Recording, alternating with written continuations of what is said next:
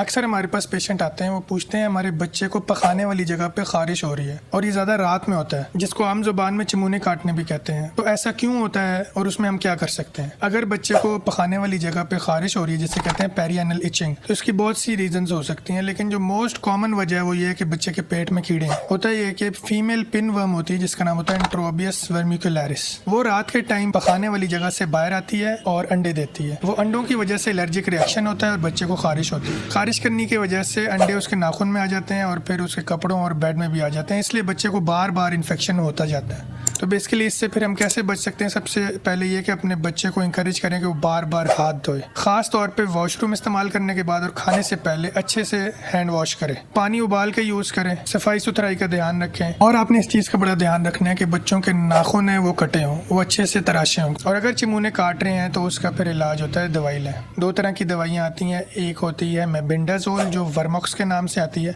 अगर बच्चा 1 साल से ऊपर है, 1 साल से बड़ा है, तो उसको आपने 1 बड़ा चम्मच सुबह शाम 3 दिन के लिए देना है। दूसरी ऑप्शन हमारे पास जेंटल है जो कि अल्बेंडाजोल होती है, वो 1 टाइम डोज होती है। अगर बच्चा 1 साल से बड़ा है तो उसको 10 ml यानी छोटी सी बोतल वो पूरी पिला देते हैं। अगर बच्चा 1 साल से छोटा है तो आधी बोतल यानी 5 ml 1 बड़ा चम्मच बस पिला देते हैं और वो 1 टाइम डोज होती है। 1 हफ्ते बाद डोज रिपीट करनी होती है। अगर आप ये तदबीर अपनाएंगे तो इंशाल्लाह कीड़े खत्म हो जाएंगे और आइंदा इन्फेक्शन का चांस भी कम हो जाएगा। पाइका क्या है? अगर आपका बच्चा नॉन फूड आइटम्स खा रहा है तो उसे पाइका कहते हैं। तो आपने देखा होगा अक्सर बच्चे मिट्टी खाते हैं, रेत खाते हैं या चूना खाते हैं, तो इसे पाइका बोलते हैं। जब भी बच्चे इस तरह का काम करते हैं, इसके पीछे कुछ वजूहत हो सकती हैं। उनमें से मोस्ट इंपॉर्टेंट ये है कि बच्चों को न्यूट्रिशनल डेफिशिएंसीज हो सकती हैं। तो जब भी बच्चे को पाइका हो तो हमने आयरन, जिंक और कैल्शियम के लिए जरूर देखना होता है कि बच्चों को अगर इसकी कमी हो, उसके लिए फिर उसका इलाज करना होता है। अगर आपके बच्चे में खून की कमी है, मिट्टी बहुत ज्यादा खाता है, खाने वाली जगह पे खारिश होती है, नींद सही नहीं आती, तो ये अलामत पेट में कीड़े होने की वजह से हो सकती हैं। ऐसी कोई भी अलामत हो तो बच्चे को कीड़ों वाला शरबत पिलाना होगा। कोई भी अपने करीबी डॉक्टर को चेक करवा के वो शरबत आप ले सकते हैं। तो गाइडलाइंस यही है कि 5 साल से जो भी छोटा बच्चा है और उसमें खून की कमी महसूस हो रही है तो उसको कीड़ों वाला शरबत जरूर देना चाहिए।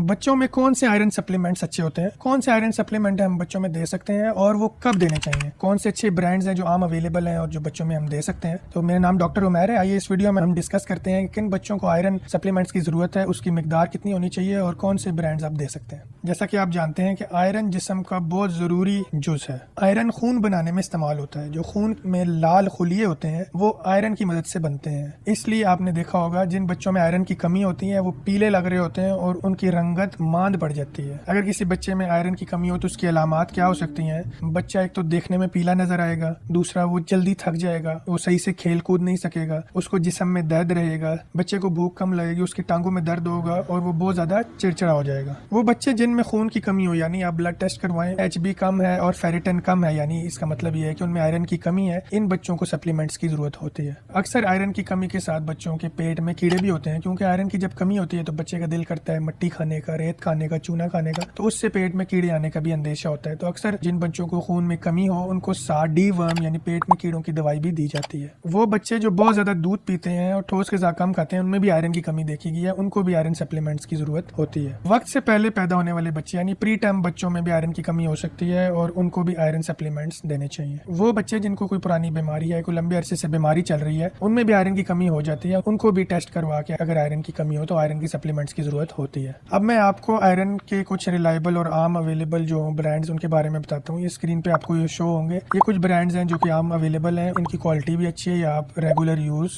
कर सकते हैं। अगर बच्चे को आयरन की कमी है तो आप उसके लिए इस्तेमाल कर सकते हैं। मार्केट में और भी बहुत से ब्रांड्स और अच्छे ब्रांड्स अवेलेबल हैं, आप वो भी इस्तेमाल कर सकते हैं। आमतौर पे आयरन के सप्लीमेंट्स कम से कम 3 महीने तक देने होते हैं। अगर बहुत ज्यादा आयरन की कमी है या साथ कोई और बीमारी चल रही है तो 5 से 6 महीने भी देने पड़ सकते हैं। आयरन सप्लीमेंट्स एकदम से खून नहीं बढ़ाते, इसमें टाइम लगता है, आहिस्ता आहिस्ता खून बढ़ाते हैं। इसलिए हम हर महीने 2 महीने बाद टेस्ट रिपीट करके देखते हैं कि खून बढ़ रहा है या नहीं, और अगर बढ़ रहा है तो क्या सही से बढ़ रहा है या बहुत आहिस्ता से बढ़ रहा है तो हम डोज बढ़ा सकते हैं। जब भी आप आयरन बच्चे को दे रहे हैं तो आपने 2-3 चीजें का ध्यान रखना है। सबसे पहली चीज ये है कि जो आयरन है ये दूध या दूध से बनी हुई चीजों के साथ नहीं देना, क्योंकि फिर ये आंतों से जज्ब नहीं होता। कोशिश करें कि आयरन खाली पेट दें, लेकिन अगर खाली पेट आयरन देने की वजह से कुछ बच्चों में जैसे मोशन लग जाते हैं या पेट में दर्द होती है तो फिर आप खाने के दौरान दे सकते हैं, लेकिन कोशिश करें कि दूध या दूध से बनी हुई चीज के साथ मत दें, नहीं तो फिर ये एब्जॉर्ब नहीं होगा। और जब आप आयरन सिरप दे रहे होंगे तो बड़ा पेशाब काले रंग का आएगा, ये नॉर्मल है, ये काला आना चाहिए। इस चीज की अलामत है आयरन का सिरप सही तरीके से दे रहे हैं।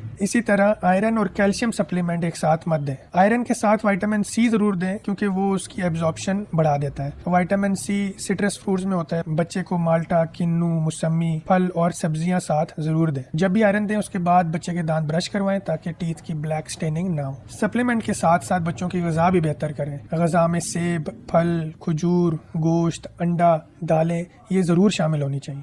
सब्जियों में ग्रीन वेजिटेबल जैसे पालक, साग, ब्रोकली ये ज़रूर शामिल करें, इनमें भी आयरन होता है। अगर आप काफ़ी अरसे से बच्चे को आयरन सिरप दे रहे हैं और उसका HB नहीं बढ़ता या फिर बच्चे को आयरन देने से उसका पेट बहुत ज़्यादा ख़राब हो जाता है तो फिर बच्चे को आयरन के टीके भी लगा सकते हैं। उसके लिए आपने डॉक्टर से मशवरा ज़रूर लेना है। पैदाइश के फ़ौरन बाद और पहले साल में अक्सर बच्चों को विटामिन डी के ड्रॉप्स देने का कहा जाता है। तो विटामिन डी के ड्रॉप्स किस सूरत में देने चाहिए, उसकी मिकदार कितनी होनी चाहिए, कितने अरसे तक देने चाहिए, उन कौन से अच्छे ब्रांड्स हैं जो आप इस्तेमाल कर सकते हैं और किन बच्चों में विटामिन डी के इंजेक्शन की जरूरत पड़ती है।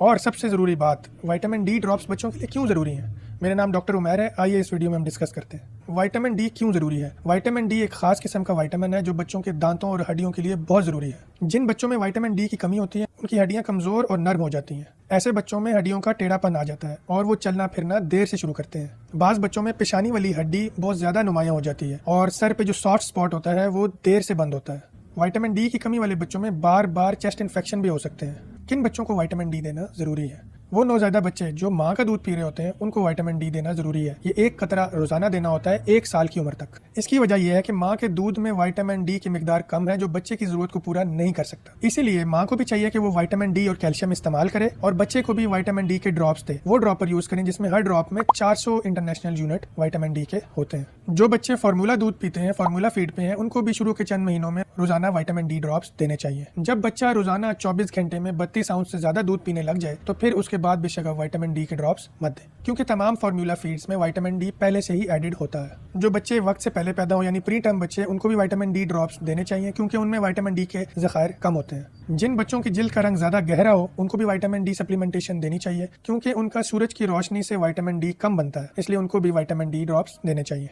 कम वजन या प्री मैच्योर बच्चों को रोज़ाना 2 से 3 कतरे दिए जाते हैं। ये 8 से 12 हफ्ते तक जारी रहता है। उसके बाद रोज़ाना 1 कतरा देते हैं।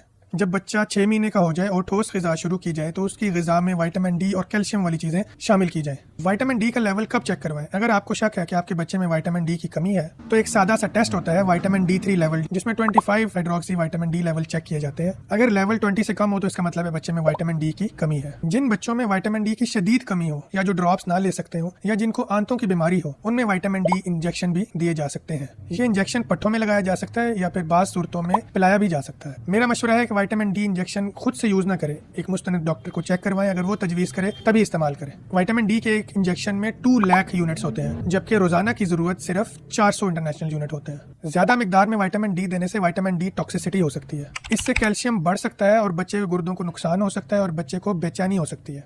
इसीलिए विटामिन डी इंजेक्शन सिर्फ डॉक्टर के मशवरे से दें। मार्केट में बहुत से ब्रांड्स अवेलेबल हैं। डी मैक्स ड्रॉप दे सकते हैं और डी ड्रॉप्स दे सकते हैं। ऐसे और भी ब्रांड्स मैं स्क्रीन पे लिख देता हूँ, ये आप चेक कर लें। सब महफूज और मौसर है। मेरी वीडियो की समरी ये है कि 1 साल से छोटे सब बच्चों में विटामिन डी के ड्रॉप्स देना जरूरी है। फार्मूला फीड बच्चों में जब दूध की मिकदार मुकम्मल हो जाए तो बेशक विटामिन डी ड्रॉप्स बंद कर दें। अक्सर जब बच्चों का पेट खराब हो जाता है तो उनको एक प्रोबायोटिक दिया जाता है जिसका नाम है एंटेरोजर्मिना। ये एम्प्यूल्स की फॉर्म में आता है। ये एंटेरोजर्मिना एम्प्यूल कब देना चाहिए, इसकी मिकदार कितनी होनी चाहिए और किन बीमारियों में, किन हालतों में इसका देना फायदेमंद हो सकता है। मेरा नाम डॉक्टर उमैर है। आइए इस वीडियो में डिस्कस करते हैं। हमारी आंतों में कुछ फायदेमंद जरासीम मौजूद होते हैं। खुराक के साथ जो जरासीम आ जाते हैं ये उनके साथ लड़ने में मदद देते हैं। इन फायदेमंद जरासीम को हम प्रोबायोटिक्स कहते हैं या फिर दोस्त बैक्टीरिया। जब जिस्म में कोई इन्फेक्शन हो, कोई बैक्टीरिया या वायरस आ जाए या फिर एंटीबायोटिक्स इस्तेमाल की जाए तो ये फायदेमंद बैक्टीरिया डिस्टर्ब हो जाते हैं जिसकी वजह से बच्चों का पेट खराब होता है और उनको मोशन लग जाते हैं। एंटेरोजर्मिना भी एक प्रोबायोटिक है यानी दोस्त बैक्टीरिया है। ये जिस्म में आंतों में जाके दोस्त बैक्टीरिया का तवाजुन बेहतर करती है और आंतों के मुदाफियाती निजाम को बेहतर करती है ताकि जिस्म बेहतर तरीके से इन्फेक्शन से लड़ सके। एंटेरोजर्मिना किन बीमारियों में इस्तेमाल होता है? अगर एंटीबायोटिक देने से बच्चों को मोशन लग जाए उसमें इस्तेमाल करते हैं। वायरल या बैक्टीरियल डायरिया में भी इस्तेमाल किया जाता है। लेकिन याद रखें ये अकेली दवाई नहीं है, इसके साथ और भी दवाइयां साथ दी जाती हैं। इसके साथ ORS और जिंक देना लाजमी है। ये डायरिया में एक अजाफी या मददगार दवाई के तौर पर इस्तेमाल की जाती है। जिन बच्चों में हाजमे या बार बार पेट खराब होने का मसला हो, उनमें भी इस्तेमाल की जाती है। लैक्टोज इंटॉलरेंस वाले बच्चों में भी ये मुफीद होती है। इसकी डोजेज कितनी होनी चाहिए? तो पैदाइश से लेके 2 साल तक के बच्चों को पूरा एम्प्यूल रोजाना एक दफा पिलाते हैं, यानी एक शीशी एक एम्प्यूल पूरा पिला देते हैं। 2 साल से 12 साल तक के बच्चे को एक एम्प्यूल सुबह एक शाम में दिया जाता है। 12 साल से बड़े बच्चों में 2 बिलियन यूनिट्स वाला एम्प्यूल इस्तेमाल किया जाता है, जिसमें एक सुबह एक दोपहर और एक शाम यानी 3 टाइम इस्तेमाल किया जाता है। इसका पूरा कोर्स तकरीबन 3 से लेके 7 दिन का दिया जा सकता है। बड़े बच्चों और बड़ों के लिए 4B स्ट्रेंथ भी इस्तेमाल की जा सकती है, जिससे एक सुबह एक शाम 5 से 7 दिन के लिए दिया जा सकता है। ये इस्तेमाल करने का दुरुस्त तरीका क्या है? सबसे पहले आपने एम्प्यूल को अच्छी तरह हिला लेना है। इसका जायका पानी जैसा होता है, बच्चे इसको बासानी पी लेते हैं। आप इसको डायरेक्ट भी पिला सकते हैं, पानी या दूध में मिला के भी दे सकते हैं, लेकिन गर्म पानी या गर्म मशरूबात में इसको मिक्स ना करें, वरना इसकी एफिकेसी, इसकी इफादियत कम हो जाती है। जब एक शीशी खोलें तो वो पूरी इस्तेमाल कर लें, क्योंकि खुलने के बाद ये ज्यादा देर महफूज नहीं रह सकती। इसकी इफादियत कम होती जाती है, हवा के साथ राब्ते से भी इसकी इफादियत कम हो जाती है और इन्फेक्शन या कंटेमिनेशन का खतरा भी बढ़ जाता है। इसलिए एक एम्प्यूल जब खोलें पूरा उसी वक्त इस्तेमाल कर लें। इसे आम कमरे की दर्जा हरारत पर रखा जा सकता है। बहुत ज्यादा गर्मी से बचाएं और फ्रिज में रखने की जरूरत नहीं है। ये दवा खाने से पहले, खाने के बाद या खाने के दौरान भी दे सकते हैं। आमतौर पर एंटारोजर्मिना एक सेफ दवाई है, इसके कोई खास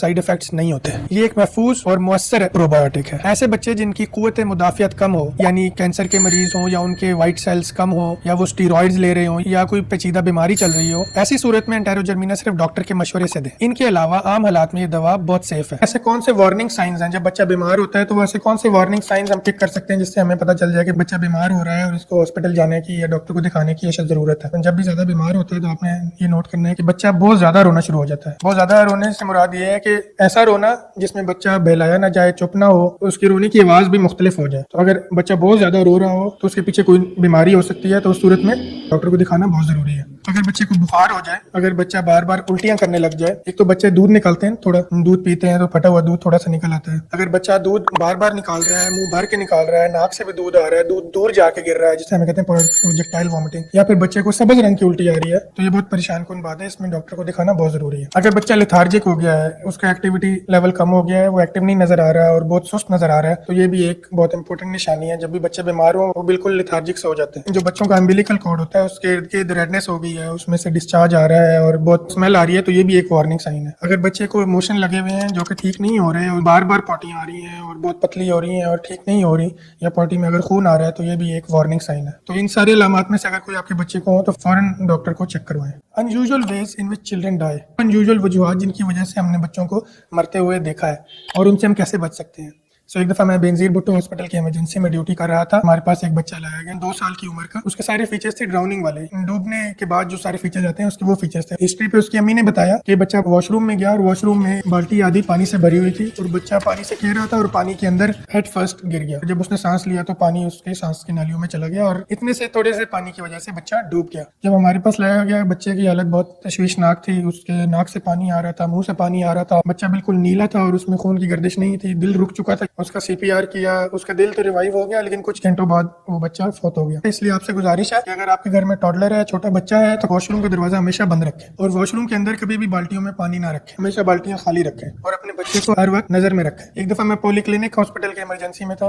एक माँ बच्चे को लेके आई बहुत तशवीशनाक हालत में, तकरीबन 4 साल की बच्ची थी। माँ ने हिस्ट्री दी कि ये बच्ची पार्क में बॉल के साथ खेल रही थी और बॉल झाड़ी के पीछे चली गई। जब बच्ची झाड़ी में गई और वापस आई तो अजीब सी आवाजें निकालने लग गई, तो हम फौरन अस्पताल ले। हमने जब देखा तो बच्ची का सांस बिल्कुल रुक रहा था। हमने रिससिटेशन की, लेकिन बच्ची बावजूद रिससिटेशन के बच ना सकी। जब हमने बाद में देखा तो उसकी टांग पे 2 फैंग मार्क्स थे, जैसे स्नेक बाइट होती है वैसे उसकी टांग पे उस तरह का निशान था। तो आपसे यही गुजारिश है, जब भी आप पार्क में खेल रहे हैं, इस तरह खेल रहे हैं, तो कभी भी झाड़ियों में, इस तरह की चीजों में बच्चों को मत जाने दें और बच्चों को हर वक्त अपने नजर में रखें। उस माँ का चेहरा मुझे आज तक याद है, कैसे खिलती हुई प्यारी सी बच्ची और एकदम इस आने से उसका इंतकाल हो गया। एक दफा मैं मेयो हॉस्पिटल की इमरजेंसी में लाहौर में था। हमारे पास एक बच्चा लाया गया जिसको गोली लगी थी और वो गोली स्ट्रे बुलेट थी। स्ट्रे बुलेट से मुराद ये है कि जो हवाई फायरिंग करते हैं तो जो गोली ऊपर जाती है उनको ये नहीं पता कि उसने वापस भी आना है। वापस जब गोली आके गिरती है तो अक्सर उसकी स्पीड बहुत ज्यादा होती है और बहुत डैमेज कर सकती है। तो उस बच्चे को स्ट्रे बुलेट लगी थी और वो उसकी छाती से आर पार हो गई और बच्चे का ऑपरेशन किया। उसके दिल में सुराख था, वो भी रिपेयर किया। उसके फेफड़ों से भी गुजर के गई थी, वो भी हमने रिपेयर किया, लेकिन अनफॉर्चुनेटली वो बच्चा नहीं बच सका। तो इसको मद्देनजर रखते हुए आपसे यही गुजारिश है कि हवाई फायरिंग बिल्कुल ना किया करें, क्योंकि ये आपके लिए और आपके इर्द गिर्द लोगों के लिए एक वबाल जान बन सकती है। और हमने ये भी देखा कि जो शॉपिंग बैग्स होते हैं, जो शॉपर्स होते हैं, बच्चे उसके साथ खेलते हैं और खेलते खेलते अक्सर वो अपने फेस फेस के ऊपर, अपने सर के ऊपर वो शॉपर डाल लेते हैं और ये इंतहाई खतरनाक है। हमने शॉपिंग बैग से बच्चों को सफोकेट होते हुए और मरते हुए देखा है। तो आपसे यही गुजारिश है, शॉपिंग बैग्स बच्चों की पहुंच से दूर रखें। हमारे पास एक छोटा सा बच्चा लाया गया जो कि फौत हो चुका था, उसके गले पे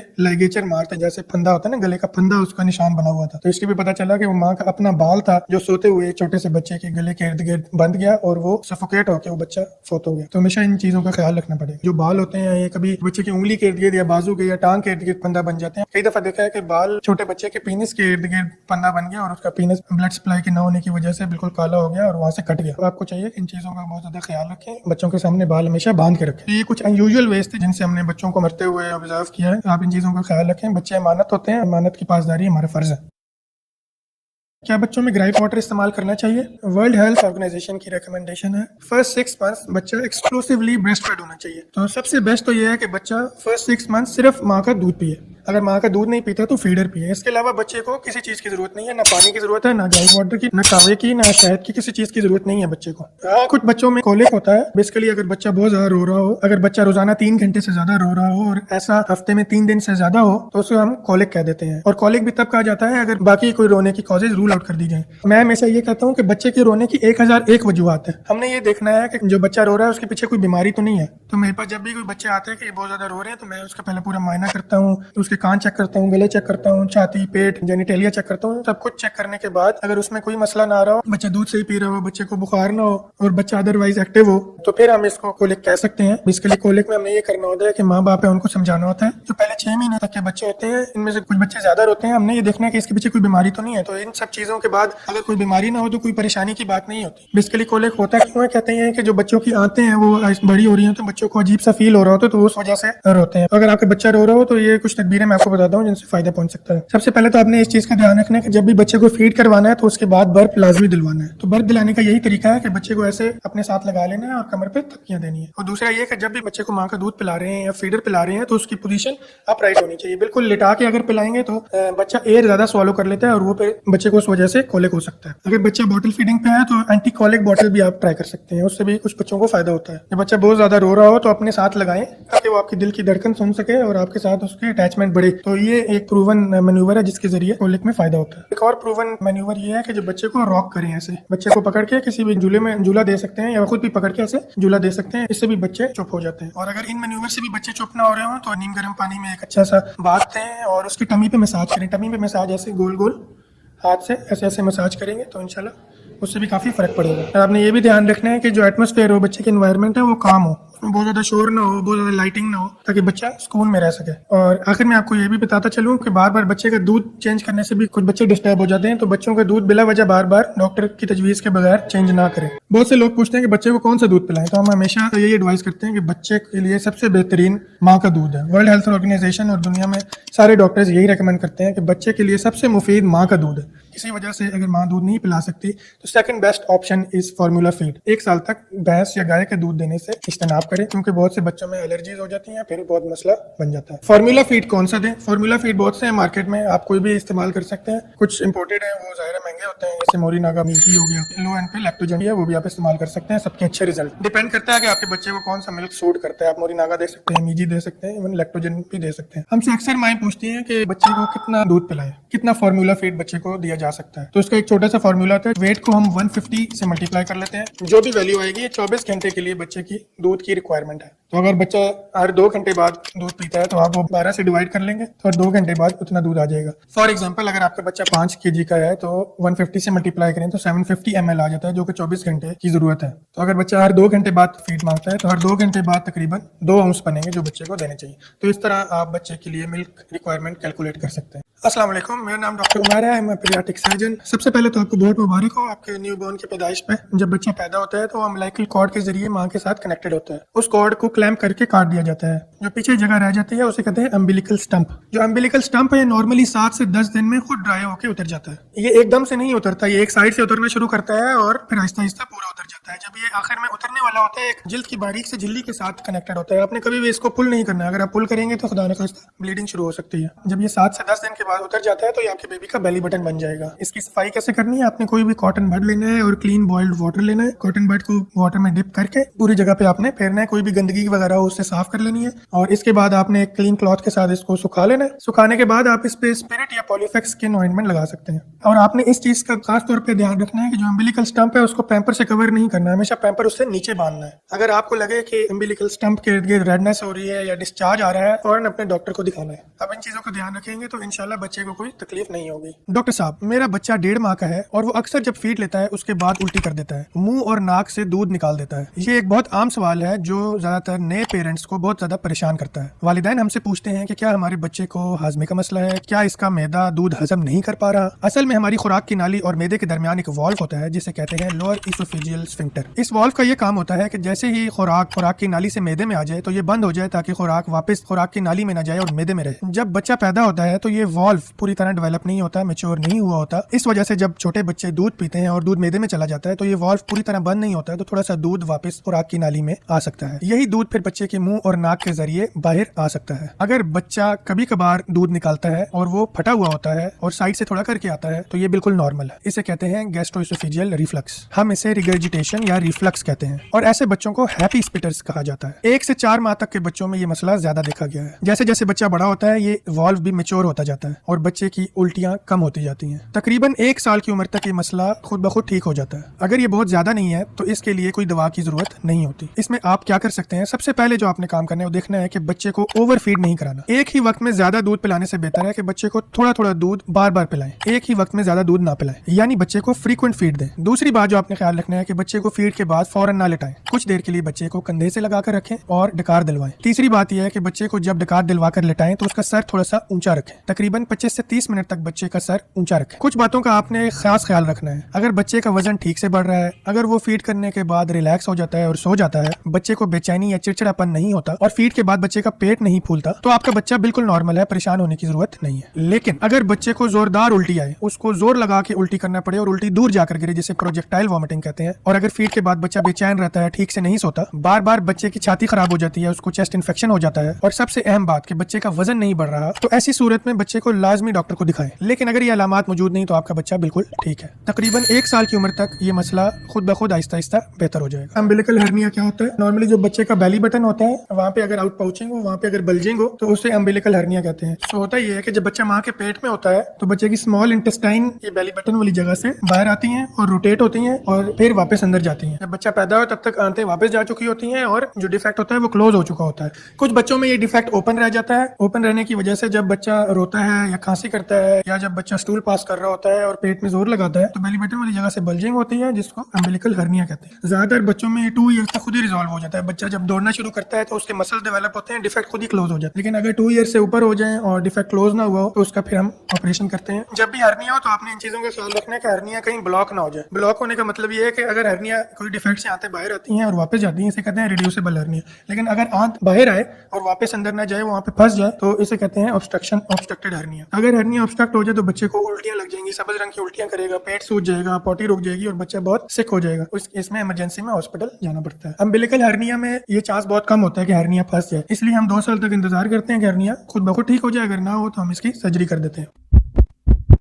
इंग्वाइनल हर्निया या ग्रोइन हर्निया ये क्या चीज है? तो बच्चा जब माँ के पेट में होता है तो बेसिकली जो ग्रोइन है उसमें एक कैनाल होती है, उसे कहते हैं इंग्वाइनल कैनाल। इंग्वाइनल कैनाल बच्चों की ओपन होती है। जब बच्चा पैदा होता है तो इंग्वाइनल कैनाल क्लोज हो चुकी होती है। कुछ बच्चों की इंग्वाइनल कैनाल क्लोज नहीं होती, उसमें से आंतें बाहर आ जाती। अगर आंतें वहां से बाहर आए तो उसे कहते हैं हर्निया। अगर वहां से पानी बाहर आए और सूजन करे तो उसे कहते हैं हाइड्रोसील। तो हर्निया बच्चियों में भी हो सकता है और बच्चों में भी। बच्चियों में ज्यादातर या तो आंत बाहर आती है या तो ओवरी जो अंडादानी होती है वो डिफेक्ट से बाहर आ जाती है। तो ये हर्निया जो है इसका इलाज सिर्फ और सिर्फ ऑपरेशन है। ये डिफेक्ट खुद से बंद नहीं होता, इसका इलाज ऑपरेशन है। ऑपरेशन इसलिए किया जाता है कि अगर खुदा न खास्ता आंत बाहर आए या अंडादानी बाहर आए और वापस ना जा सके तो वहाँ पे सूजन हो जाएगी और आंत है या अंडादानी उसकी ब्लड सप्लाई रुक जाएगी। अगर ब्लड सप्लाई रुक जाएगी वो आंत या अंडादानी काली हो जाएगी, डेड हो जाएगी और फिर इमरजेंसी बन जाएगी। तो फिर इमरजेंसी में हॉस्पिटल जाना पड़ेगा। इसलिए हम इस चीज से बचने के लिए हर्निया का पहले ही ऑपरेशन कर देते हैं ताकि इन कॉम्प्लिकेशन से बचा जा सके।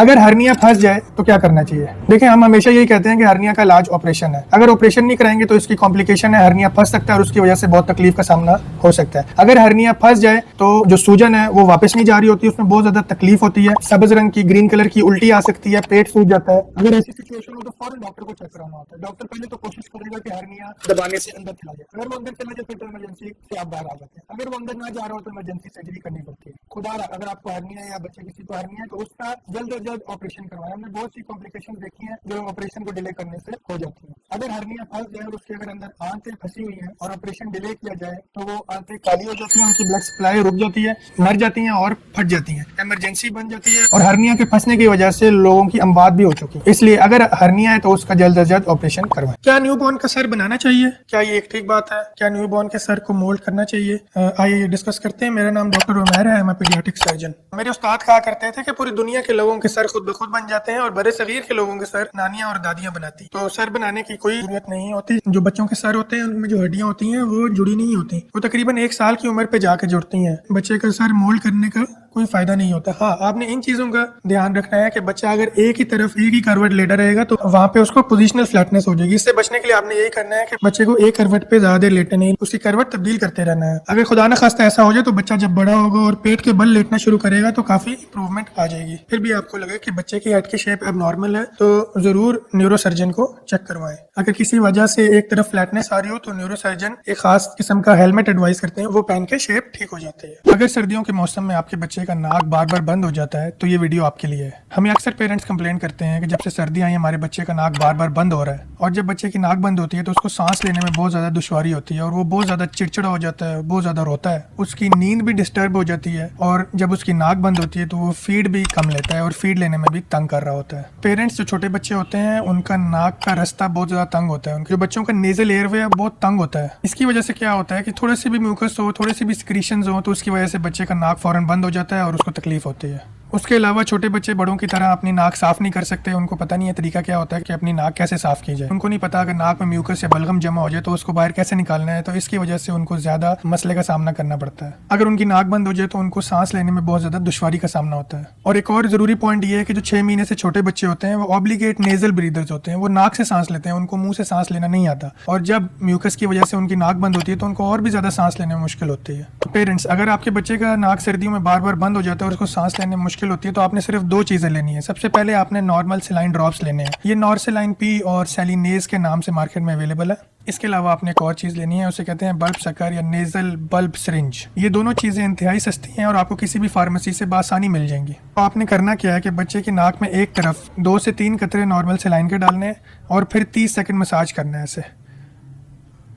फिर दूसरी तरफ 2 से 3 कतरे डालने और 30 सेकंड मसाज करना है। इससे क्या होगा, जो म्यूकस है वो नर्म हो जाएगा, वो बासानी बाहर आ सकेगा। उसके बाद आपने क्या करना है कि जो सक्शन बल्ब है वो आपने बच्चे की नाक में एक तरफ डालना है प्रेस करके। जब आप वो प्रेस करेंगे, प्रेस करने के बाद नाक में एक तरफ डालेंगे। और ये जो सक्शन बल्ब है ये प्लास्टिक का बना होता है, इसकी वजह से आपके बच्चे की नाक को कोई तकलीफ नहीं पहुंचेगी। ठीक है, तो आपने जो बल्ब सके वो प्रेस करके नाक में एक तरफ डालना है और फिर आहिस्ता आहिस्ता उसको छोड़ना है। जब आहिस्ता आहिस्ता उसको छोड़ेंगे तो नाक में जो भी गंद होगा, जो भी म्यूकस होगा वो उस बल्ब सकर में आ जाएगा, वो उसको खींच लेगा। फिर इसी प्रोसेस को आपने नाक में दूसरी तरफ भी रिपीट कर लेना है। तो इससे ये होगा कि नाक में जो भी म्यूकस है, सिक्रीशंस है, वो सारी सक्शन बल्ब में आ जाएंगे और आपके बच्चे को सांस लेने में आसानी महसूस होगी। ये जो तरीका मैंने आपको बताया ये बिल्कुल सेफ है। ये आप इवन न्यू बॉर्न बच्चे में, 1 दिन के बच्चे में भी ये कर सकते हैं। अगर 1 दिन में बार बार आपके बच्चे का नाक बंद हो जाता है तो ये प्रोसेस आप बार बार भी कर सकते हैं। 8-10 दफा भी ये प्रोसेस आप 1 दिन में आराम से कर सकते हैं, कोई इशू नहीं है। हम डॉक्टर्स भी इमरजेंसी में ये प्रोसीजर इस्तेमाल करते हैं। तो अगर सर्दियों में आपके बच्चे की नाक बार बार बंद होती है तो तरीका जरूर आजमाएं, इंशाल्लाह आपको फायदा होगा।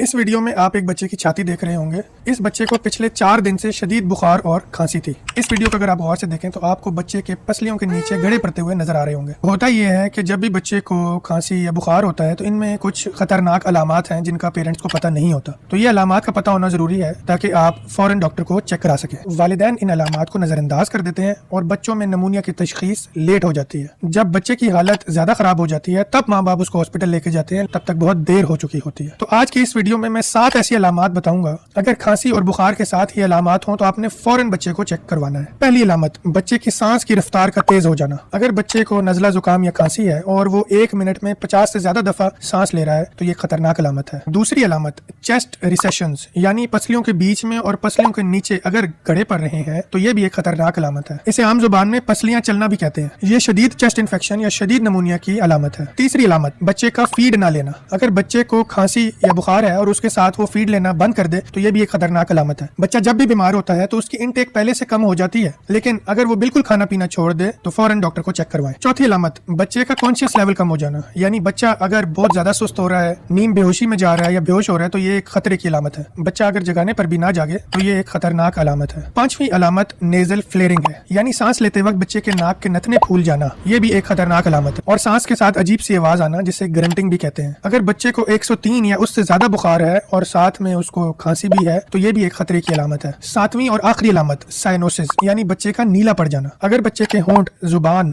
नाखून या उंगलियां नीली हो जाएं तो ये शदीद ऑक्सीजन की कमी की निशानी है और ये इंतहाई खतरनाक अलामत है। हर साल दुनिया में लाखों बच्चे नमूनिया की वजह से वफात पा जाते हैं। इसकी सबसे बड़ी वजह यह है कि वालिदैन इन खतरनाक अलामत को पहचान नहीं पाते या फिर नजरअंदाज कर देते हैं। अगर आपके बच्चे में इन 7 में से एक भी अलामत हो तो इसको नजरअंदाज ना करें, फौरन डॉक्टर को चेक कराएं, फौरन हॉस्पिटल चेकअप करवाएं, क्योंकि अगर इस हालत में बच्चे का इलाज फौरी ना किया जाए तो बच्चे की जान भी जा सकती है। इस वीडियो को सदका जारिया समझते हुए और भी लोगों से शेयर करें। डॉक्टर साहब, मेरी बेटी की उम्र 1 महीना है और उसकी आंख से मुसलसल पानी आता रहता है। जब वो सोकर उठती है तो उसकी पलकें आपस में चिपक जाती हैं। कोई इलाज बता दे। सबसे पहले ये समझ लेते हैं कि आंख में पानी कहाँ से आता है। हमारी आंख के बाहर वाले हिस्से में एक ग्लैंड होता है जिसे कहते हैं लैक्रिमल ग्लैंड, वहाँ से आंसू बनते हैं।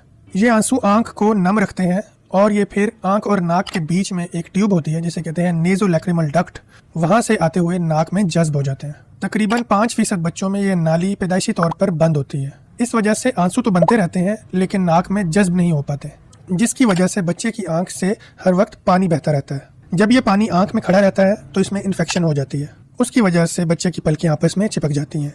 इसका इलाज बहुत आसान है। आपने सिर्फ 2 काम करने हैं। पहला काम, आपने दिन में 3 से 4 दफा बच्चे की आंख की सफाई करनी है। पहले अपने हाथ अच्छी तरह धो लें और फिर टिश्यू पेपर या साफ रुई से बच्चे की आंख साफ करें।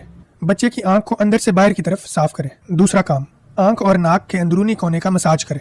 मसाज इस तरह करें कि आंख और नाक के कोने से नीचे की तरफ आहिस्ता आहिस्ता दबाव देते जाएं। अगर सिर्फ एक साइड से पानी आता है तो सिर्फ उसी साइड का मसाज करें। अगर दोनों आंखों से पानी आ रहा है तो दोनों साइडों पे मसाज करें। दिन में 4 से 5 मरतबा और हर मरतबा तकरीबन 1 मिनट तक मसाज करें। 90 से 95% बच्चों में 9 माह तक ये नाली खुद ब खुद खुल जाती है और आंख का पानी नाक में जज्ब होना शुरू हो जाता है। बाकी 5% बच्चों में जिनमें नाली मसाज से नहीं खुलती, एक छोटा सा प्रोसीजर किया जाता है जिसे कहते हैं प्रोबिंग। प्रोबिंग के जरिए ये नाली खोल दी जाती है। इस तरह बच्चे की आंख से पानी आने का मसला मुकम्मल तौर पर ठीक हो जाता है। क्या चूसनी इस्तेमाल करनी चाहिए? क्या बच्चों को पैसिफायर देना चाहिए या नहीं? चूसनी या पैसिफायर के कुछ फायदे हैं, जैसे बच्चा अगर आपका बहुत रोता है, चूसनी के इस्तेमाल से वो चुप रहता है, जिससे माँ की एंजाइटी लेवल और माँ की परेशानी में बहुत फर्क पड़ता है। या अगर बच्चे को किसी वजह से पेन है, जैसे उसके अगर खतने हुए हैं या उसको अगर निफासते टीके लगे हैं, उसके बाद अगर उसको चूसनी दे तो वो चुप रहता है, उसको दर्द महसूस नहीं होती। तो चूसनी के कुछ फवायद जरूर हैं, लेकिन साथ साथ चूसनी के नुकसान भी है। तो चूसनी की वजह से अक्सर बच्चों को पेट की इन्फेक्शन हो जाती है। अगर चूसनी की सफाई का खास ख्याल ना रखा जाए, अगर पानी में बॉयल ना किया जाए बार बार, बच्चे को जरासीम मुंतकिल करने का जरिया बन जाता है, जिससे बच्चे को गले की इन्फेक्शन, कान की इन्फेक्शन और पेट की इन्फेक्शन हो सकती है। चूसनी के लगातार इस्तेमाल से बच्चों के दांतों में वक्फा आ सकता है, बच्चों के दांतों के मसाइल बन सकते हैं। तो इन चीजों को देखते हुए मैं तो हमेशा ये कहता हूँ कि हो सके तो चूसनी का इस्तेमाल ना करे, लेकिन अगर आपका बच्चा ज्यादा रोता है, उसको कोलिक है और वो चूसनी के इस्तेमाल से चुप हो जाता है तो बिल्कुल इस्तेमाल करे, लेकिन उसमें फिर आपने इन चीजों का ध्यान रखना है कि चूसनी को हमेशा साफ रखना है। चूसनी या पैसिफायर को 1-2 मिनट के लिए पानी में जरूर बॉयल करना है और कुछ हफ्ते बाद चूसनी तब्दील करनी है। एक चूसनी लगातार इस्तेमाल करने से भी इन्फेक्शन के चांसेस बढ़ जाएंगे। नॉर्मली चूसनी की ज्यादा जरूरत 6 महीने से कम बच्चों में पड़ती है जिनको कोलिक होते हैं, जो बहुत ज्यादा रोते हैं। तो अगर आप चूसनी दें तो 6 महीने से छोटे बच्चे को दे सकते हैं और 6 महीने से 1 साल तक आप आहिस्ता आहिस्ता उसको चूसनी छुड़वाते जाएं। उसको कम से कम चूसनी दें ताकि बच्चे की आदत खत्म होती जाए। तो अगर मेरे बच्चे को रोने का मसला हो तो मैं उसको चूसनी जरूर दूं, लेकिन उसकी सफाई का ख्याल रखूं और 1 साल से पहले उसको छुड़वा दूं।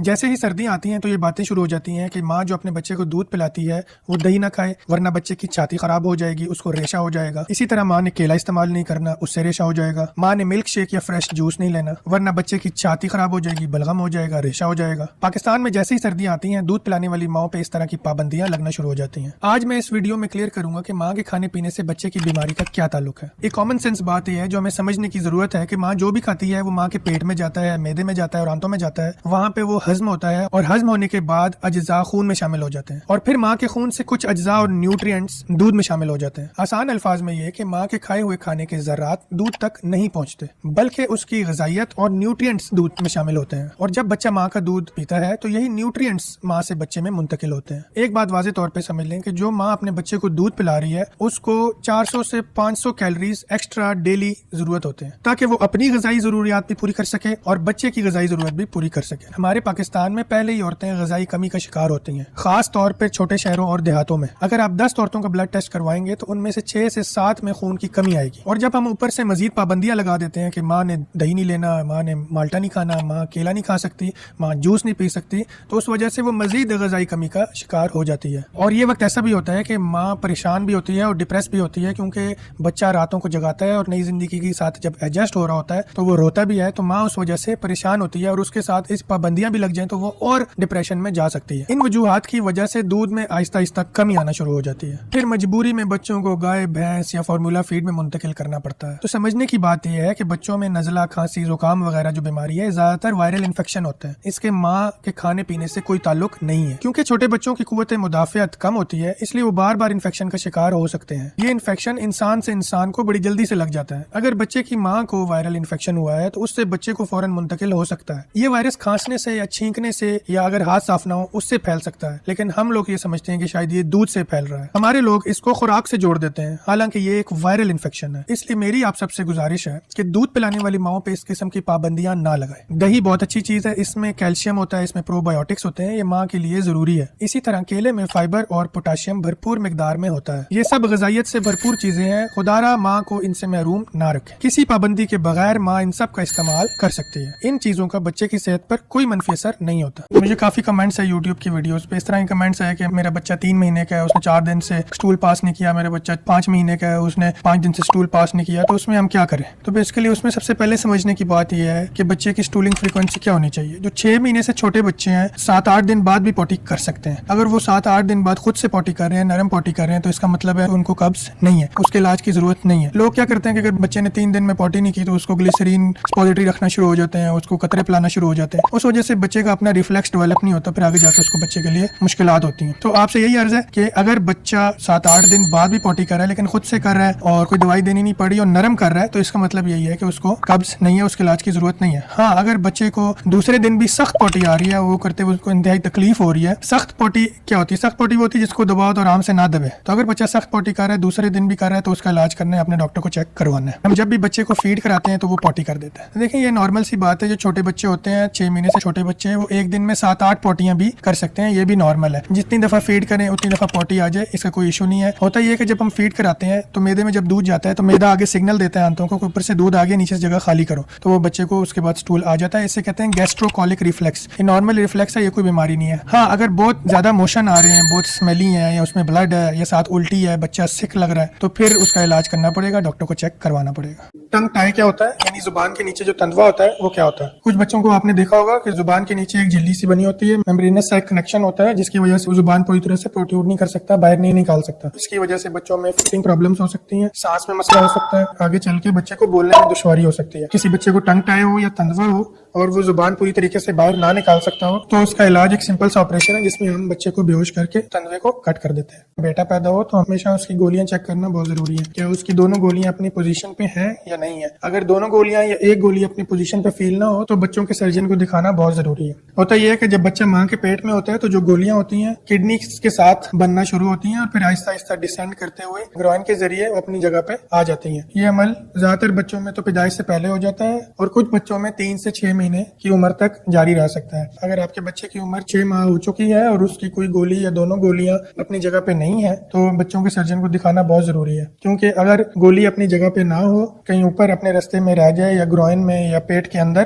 तो खुदा न खास्ता वो कल को कैंसर बन सकता है और कल को बाप बनने के लिए भी मुश्किलात आ सकती हैं। तो आपसे यही गुजारिश है, अगर बच्चे की गोली आपको महसूस ना हो या कोई भी डाउट हो तो हमेशा बच्चों के सर्जन को चेक करवा लिया करें। अगर बच्चे की गोली खुदा न खास्ता नीचे फील ना हो रही हो तो जो बच्चों के सर्जन है पहले तो वो ग्रॉइन में चेक करते हैं, हाथ लगा के मुआयना करते हैं। अगर ग्रॉइन में बच्चे की गोली महसूस हो जाए तो बच्चे को बेहोश करके एक छोटा सा ऑपरेशन कर देते हैं जिसमें गोली को नीचे ला के अपनी जगह पे फिक्स कर दिया जाता है। अगर बच्चे की गोली ग्रॉइन में ना महसूस हो तो फिर ये इलाज लेप्रोस्कोपी से किया जाता है। बच्चे के पेट में कैमरा डाल के देखा जाता है कि गोली किधर पड़ी है। अगर गोली करीब पड़ी हो तो 1 स्टेज में, अगर दूर हो तो 2 स्टेज में ये ऑपरेशन किया जाता है। एक दफ़ा मैं यूके हॉस्पिटल में था, मुझे कॉल आई, एक 4 साल का बच्चा था, उसको पेट में दर्द थी। मैं उसको गया देखने, तो बच्चे ने एक दो दफ़ा उल्टी भी की थी और पेन में था बच्चा, डिस्कम्फर्ट में था। उसको एग्जामिन करने के जो पूरे प्रोटोकॉल है वो फॉलो करते हुए जब मैंने उसको एक्सपोज किया तो उसकी एक साइड की जो टेस्टिस थी ना, टेस्टिकल थी, वो स्वोलन थी काफी। अगर टेस्टिस में दर्द है और वो सूजी हुई है ना, वो इट्स एन इमरजेंसी। तो बेसिकली जिस नर्स ने उसको ट्रायज किया था इमरजेंसी में, उसने वो अर्जेंसी नहीं दिखाई। उसको 4 से 5 घंटे हो चुके थे बच्चे को इमरजेंसी में। पहले इमरजेंसी नर्स ने देखा, फिर इमरजेंसी डॉक्टर ने देखा, फिर उन्होंने हमें कॉल की, उन्होंने ग्रेडिंग की थी कि येलो ग्रेड है कि आगे घंटे में देख लें। तो उस वक्त हम सर्जरी कर रहे थे, सर्जरी खत्म हुई, हम देखने गए। इस दौरान बच्चे के 4 से 5 घंटे गुजर चुके थे हॉस्पिटल में आए हुए, मतलब पेन शुरू हुए 8 घंटे गुजर चुके। तो बेसिकली जब हमने उसको एग्जामिन किया, हमें सस्पिशन हुआ कि ये इसकी गोली टेस्टिकुलर टॉर्जन है, गोली घूम चुकी है, और जब गोली घूमती है तो उसकी खून की सप्लाई खत्म हो जाती है, तो ये इमरजेंसी बन जाती है। इसमें जल्दी सर्जरी करके उसको बचाया जा सकता है, लेकिन 6 to 8 आवर्स, मतलब 6 आवर्स होते हैं हमारे पास। अगर उसके अंदर सर्जरी हो जाए तो चांसेस ज़्यादा हो जाते हैं कि टेस्टिकल बच जाए। तो अनफॉर्चुनेटली वो टेस्टिकल उसकी डेड हो चुकी थी, वो एक साइड की हमें निकालनी पड़ी। इस वीडियो का मकसद ये था कि अपने कोलीग्स को, डॉक्टर्स को और नर्सेज को ये बताया जाए कि जब भी बच्चा आता है पेट में दर्द के साथ, तो एक्सपोजर बहुत ज़रूरी है और टेस्टिकल्स का एग्जामिनेशन बहुत ज़रूरी है। जो हमें 4th ईयर फाइनल ईयर में सिखाया जाता है ना, गुड प्रैक्टिसेस, तो बेसिकली उनका कोई मकसद है, वो एसओपी कोई वजह से बनाई गई है, वो फॉलो करनी चाहिए। Good exposure is a must. जब भी किसी को टेस्टिकल में दर्द है या स्वेलिंग है, लाजमी लाजमी लाजमी डॉक्टर को चेक करवाना है। हमारे पास एक 16 साल का बच्चा आया, उसको टेस्टिकल में महीने से दर्द थी। वो पहले तो शायद बताया नहीं उसने किसी को,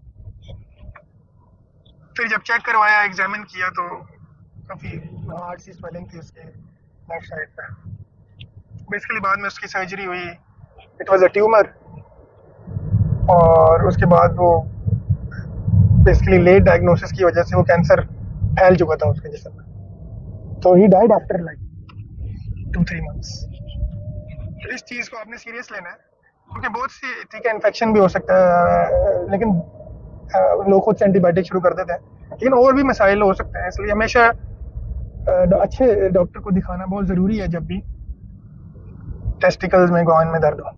ग्लिसरीन सपोजिटरी ये अक्सर बच्चों में शदीद कब्ज़ की सूरत में इस्तेमाल की जाती है। क्या ये महफूज है? ये कब इस्तेमाल करनी चाहिए और इसका इस्तेमाल का तरीका क्या है? मेरा नाम डॉक्टर उमैर है, आइए इस वीडियो में हम देखते हैं। ग्लिसरीन सपोजिटरी एक खास गोली नुमा बत्ती होती है जो बड़े पेशाब वाली जगह पे रखी जाती है। वहाँ डालने के बाद ये पानी को अपने पास खींचती है, जिसकी वजह से बड़ा पेशाब नर्म होता है और पोटी करने में बच्चे को आसानी होती है। ये आंतों की हरकत को तेज़ कर देती है, जिसकी वजह से बच्चे को पखाना करने में मदद मिलती है। ये आमतौर पे 15 से 60 मिनट के अंदर अपना असर करना शुरू कर देती है और कुछ बच्चों में चंद ही मिनटों में पखाना खारिज हो जाता है। खाने वाली कब्ज़ की दवाइयों के बरक्स इसमें साइड इफ़ेक्ट्स नहीं होते और ना ही ये पेट में मरोड़ करवाती है। अब बात करते हैं ग्लिसरीन सपोजिटरी कब इस्तेमाल करनी चाहिए। पहले तो कोशिश की जाती है खाने वाली दवाई, सिरप से बच्चे की कब्ज़ का इलाज हो, लेकिन अगर बच्चे को शदीद कब्ज़ है तो ग्लिसरीन सपोजिटरी भी दी जाती है। अगर पखाना फंस जाए और बच्चा बार बार जोर लगा रहा हो, तब भी ग्लिसरीन सपोजिटरी दी जा सकती है। ये सिर्फ मखसूस मौके के लिए इस्तेमाल की जाती है, या फिर आपका डॉक्टर आपको तजवीज़ करे वैसे इस्तेमाल करें। ये खुद से लंबे अरसे के लिए इस्तेमाल नहीं की जानी चाहिए। जब इमरजेंसी हो और बच्चा दवाई ना ले रहा हो तो उस सूरत में भी ग्लिसरीन सपोजिटरी देने का फायदा है। अब बात करते हैं कि ग्लिसरीन सपोजिटरी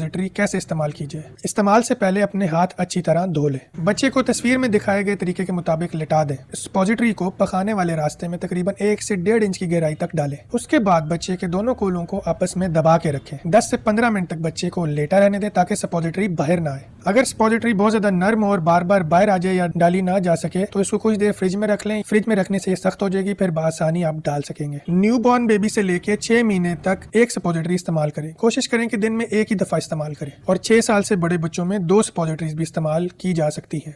अब वो सूरतें डिस्कस करते हैं जिनमें ग्लिसरीन सपोजिटरी इस्तेमाल नहीं करनी चाहिए। अगर बच्चे के पखाने में खून आ रहा है तो सपोजिटरी हरगिज इस्तेमाल ना करें। अगर बच्चे को आंतों की बीमारियां हों जैसे कि अल्सरेटिव कोलाइटिस या क्रोन्स डिजीज, तो उस केस में ग्लिसरीन सपोजिटरी इस्तेमाल ना करें। अगर बच्चे को ग्लिसरीन से एलर्जी हो तो तब भी इस्तेमाल ना करें। इसे रोजाना इस्तेमाल ना करें, सिर्फ इमरजेंसी के लिए रखें।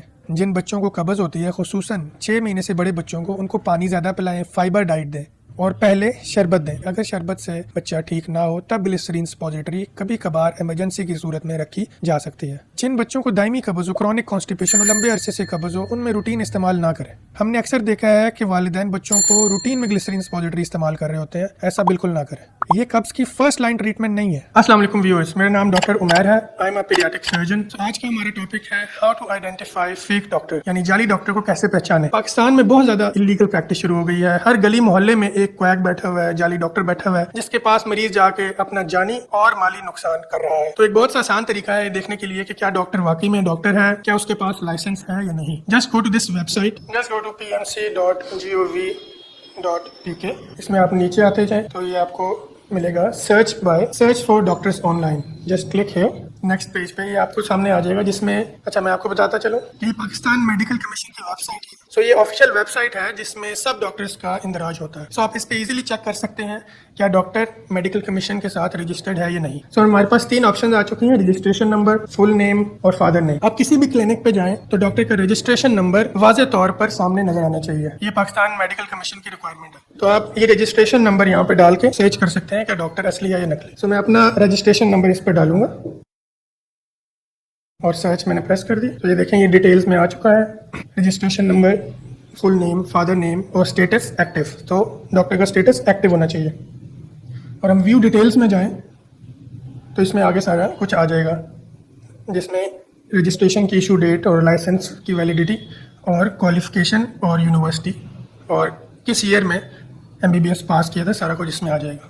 सो ये एक बहुत ही आसान तरीका है जिससे आप पता लगा सकते हैं कि डॉक्टर वाकई में डॉक्टर है, क्या वो रजिस्टर्ड डॉक्टर है, क्या उसको प्रैक्टिस करना पाकिस्तान में अलाउड है या नहीं। मैं उम्मीद करता हूँ कि इस वीडियो से लोगों को फायदा होगा और नेक्स्ट टाइम वो किसी भी डॉक्टर के पास जाएंगे तो इस तरीके से वो चेक कर सकते हैं उस डॉक्टर के बारे में। और दूसरी एक और चीज मैं आपको बताता चलूँ, जब भी किसी डॉक्टर के पास जाए तो उसका PMDC सर्टिफिकेट चेक किया करें। ज्यादातर डॉक्टर्स होते हैं उन्होंने अपने PMDC सर्टिफिकेट क्लिनिक की वॉल पे या ऑफिस की वॉल पे लगाया होता है। क्वैक से इलाज क्यों ना करवाएं, क्वैक से इलाज कराने के क्या क्या नुकसान हो सकते हैं, मैं कुछ एग्जांपल्स के जरिए आपको समझाऊंगा इस वीडियो में। मेरा नाम डॉक्टर उमैर है, I am a paediatric surgeon और ये मेरा यूट्यूब चैनल है। पहले एग्जांपल मैं आपको देता चलूं कि पाकिस्तान में अगर हम देखेंगे जो बच्चे दिमागी तौर पे कमजोर हैं, अगर उनकी हिस्ट्री ले जाए तो उनमें से मैक्सिमम बच्चे घर में पैदा हुए हैं और वो दाइयों ने डिलीवरी करवाई है। दाइयां अक्सर ट्रेंड नहीं होती और उनको ये समझ नहीं होती कि कब बच्चा सीरियस हो चुका है, कब अस्पताल जाने की जरूरत है, कब नॉर्मल डिलीवरी नहीं हो सकती और C-सेक्शन की तरफ जाना पड़ेगा। दूसरा एग्जाम्पल ये कि हमारे पास एक बच्चा आया, उसका बाजू का फ्रैक्चर हुआ था, पहलवान या हड्डी जोड़ ने उसके बाजू पे प्लास्टर लगा दिया। अब पहलवान और हड्डी जोड़ को ये ना समझ आई कि जो हड्डी उसकी टूटी थी उसने खून की शरियान को भी काट दिया था। तो जब हमारे पास बच्चा आया, उसकी खून की सप्लाई बाजू में बिल्कुल खत्म थी और 2 दिन से खत्म थी और उसका बाजू नकारा हो चुका था, जिसको हमें उन पे काटना पड़ा। तो आपसे यही गुजारिश है कि जब भी बाजू टूटे या बाजू पे चोट लगे तो हमेशा एक मुस्तनद डॉक्टर को चेक करवाएं। इस तरह एक दफा एक माँ के ट्विंस होने थे लेकिन दाई को नहीं पता था। एक बच्चे की पैदाइश के बाद उसने आगे गौर नहीं किया, उसकी वजह से बच्चा और माँ दोनों की डेथ हो गई। और हमने अक्सर देखा है कि हकीमों के पास लोग जाते हैं और वो उनको स्टीरॉयड वाली पक्कियां देते हैं। स्टीरॉयड की पक्कियां खा खाकर मरीजों ने अपने गुर्दे और जोड़ों दोनों को फारिग कर दिया। ब्लड प्रेशर के बाद पाकिस्तान में गुर्दों की बीमारी की सबसे बड़ी वजह यही स्टीरॉइड्स है। और हमने अक्सर देखा है कि हकीमों के पास लोग मर्दाना कमजोरी की वजह से जाते हैं और हकीम वही एलोपैथी की जो दवाइयां होती हैं वो पीस कर देते हैं और लोग उससे खुश हो जाते हैं। लेकिन ना हकीम को ये पता है कि अगर ओवर डोजेज हो जाए तो उसका क्या इलाज है, ना हकीम ये बता सकते हैं कि किन बीमारियों में ये नहीं देनी चाहिए। पाकिस्तान में लोग क्वैक्स के पास जाते हैं और ड्रिपें और इंजेक्शन बिला जरूरत लगवाते हैं। ये इंतहाई खतरनाक काम है क्योंकि पाकिस्तान में आपको पता है हेपेटाइटिस C, हेपेटाइटिस B,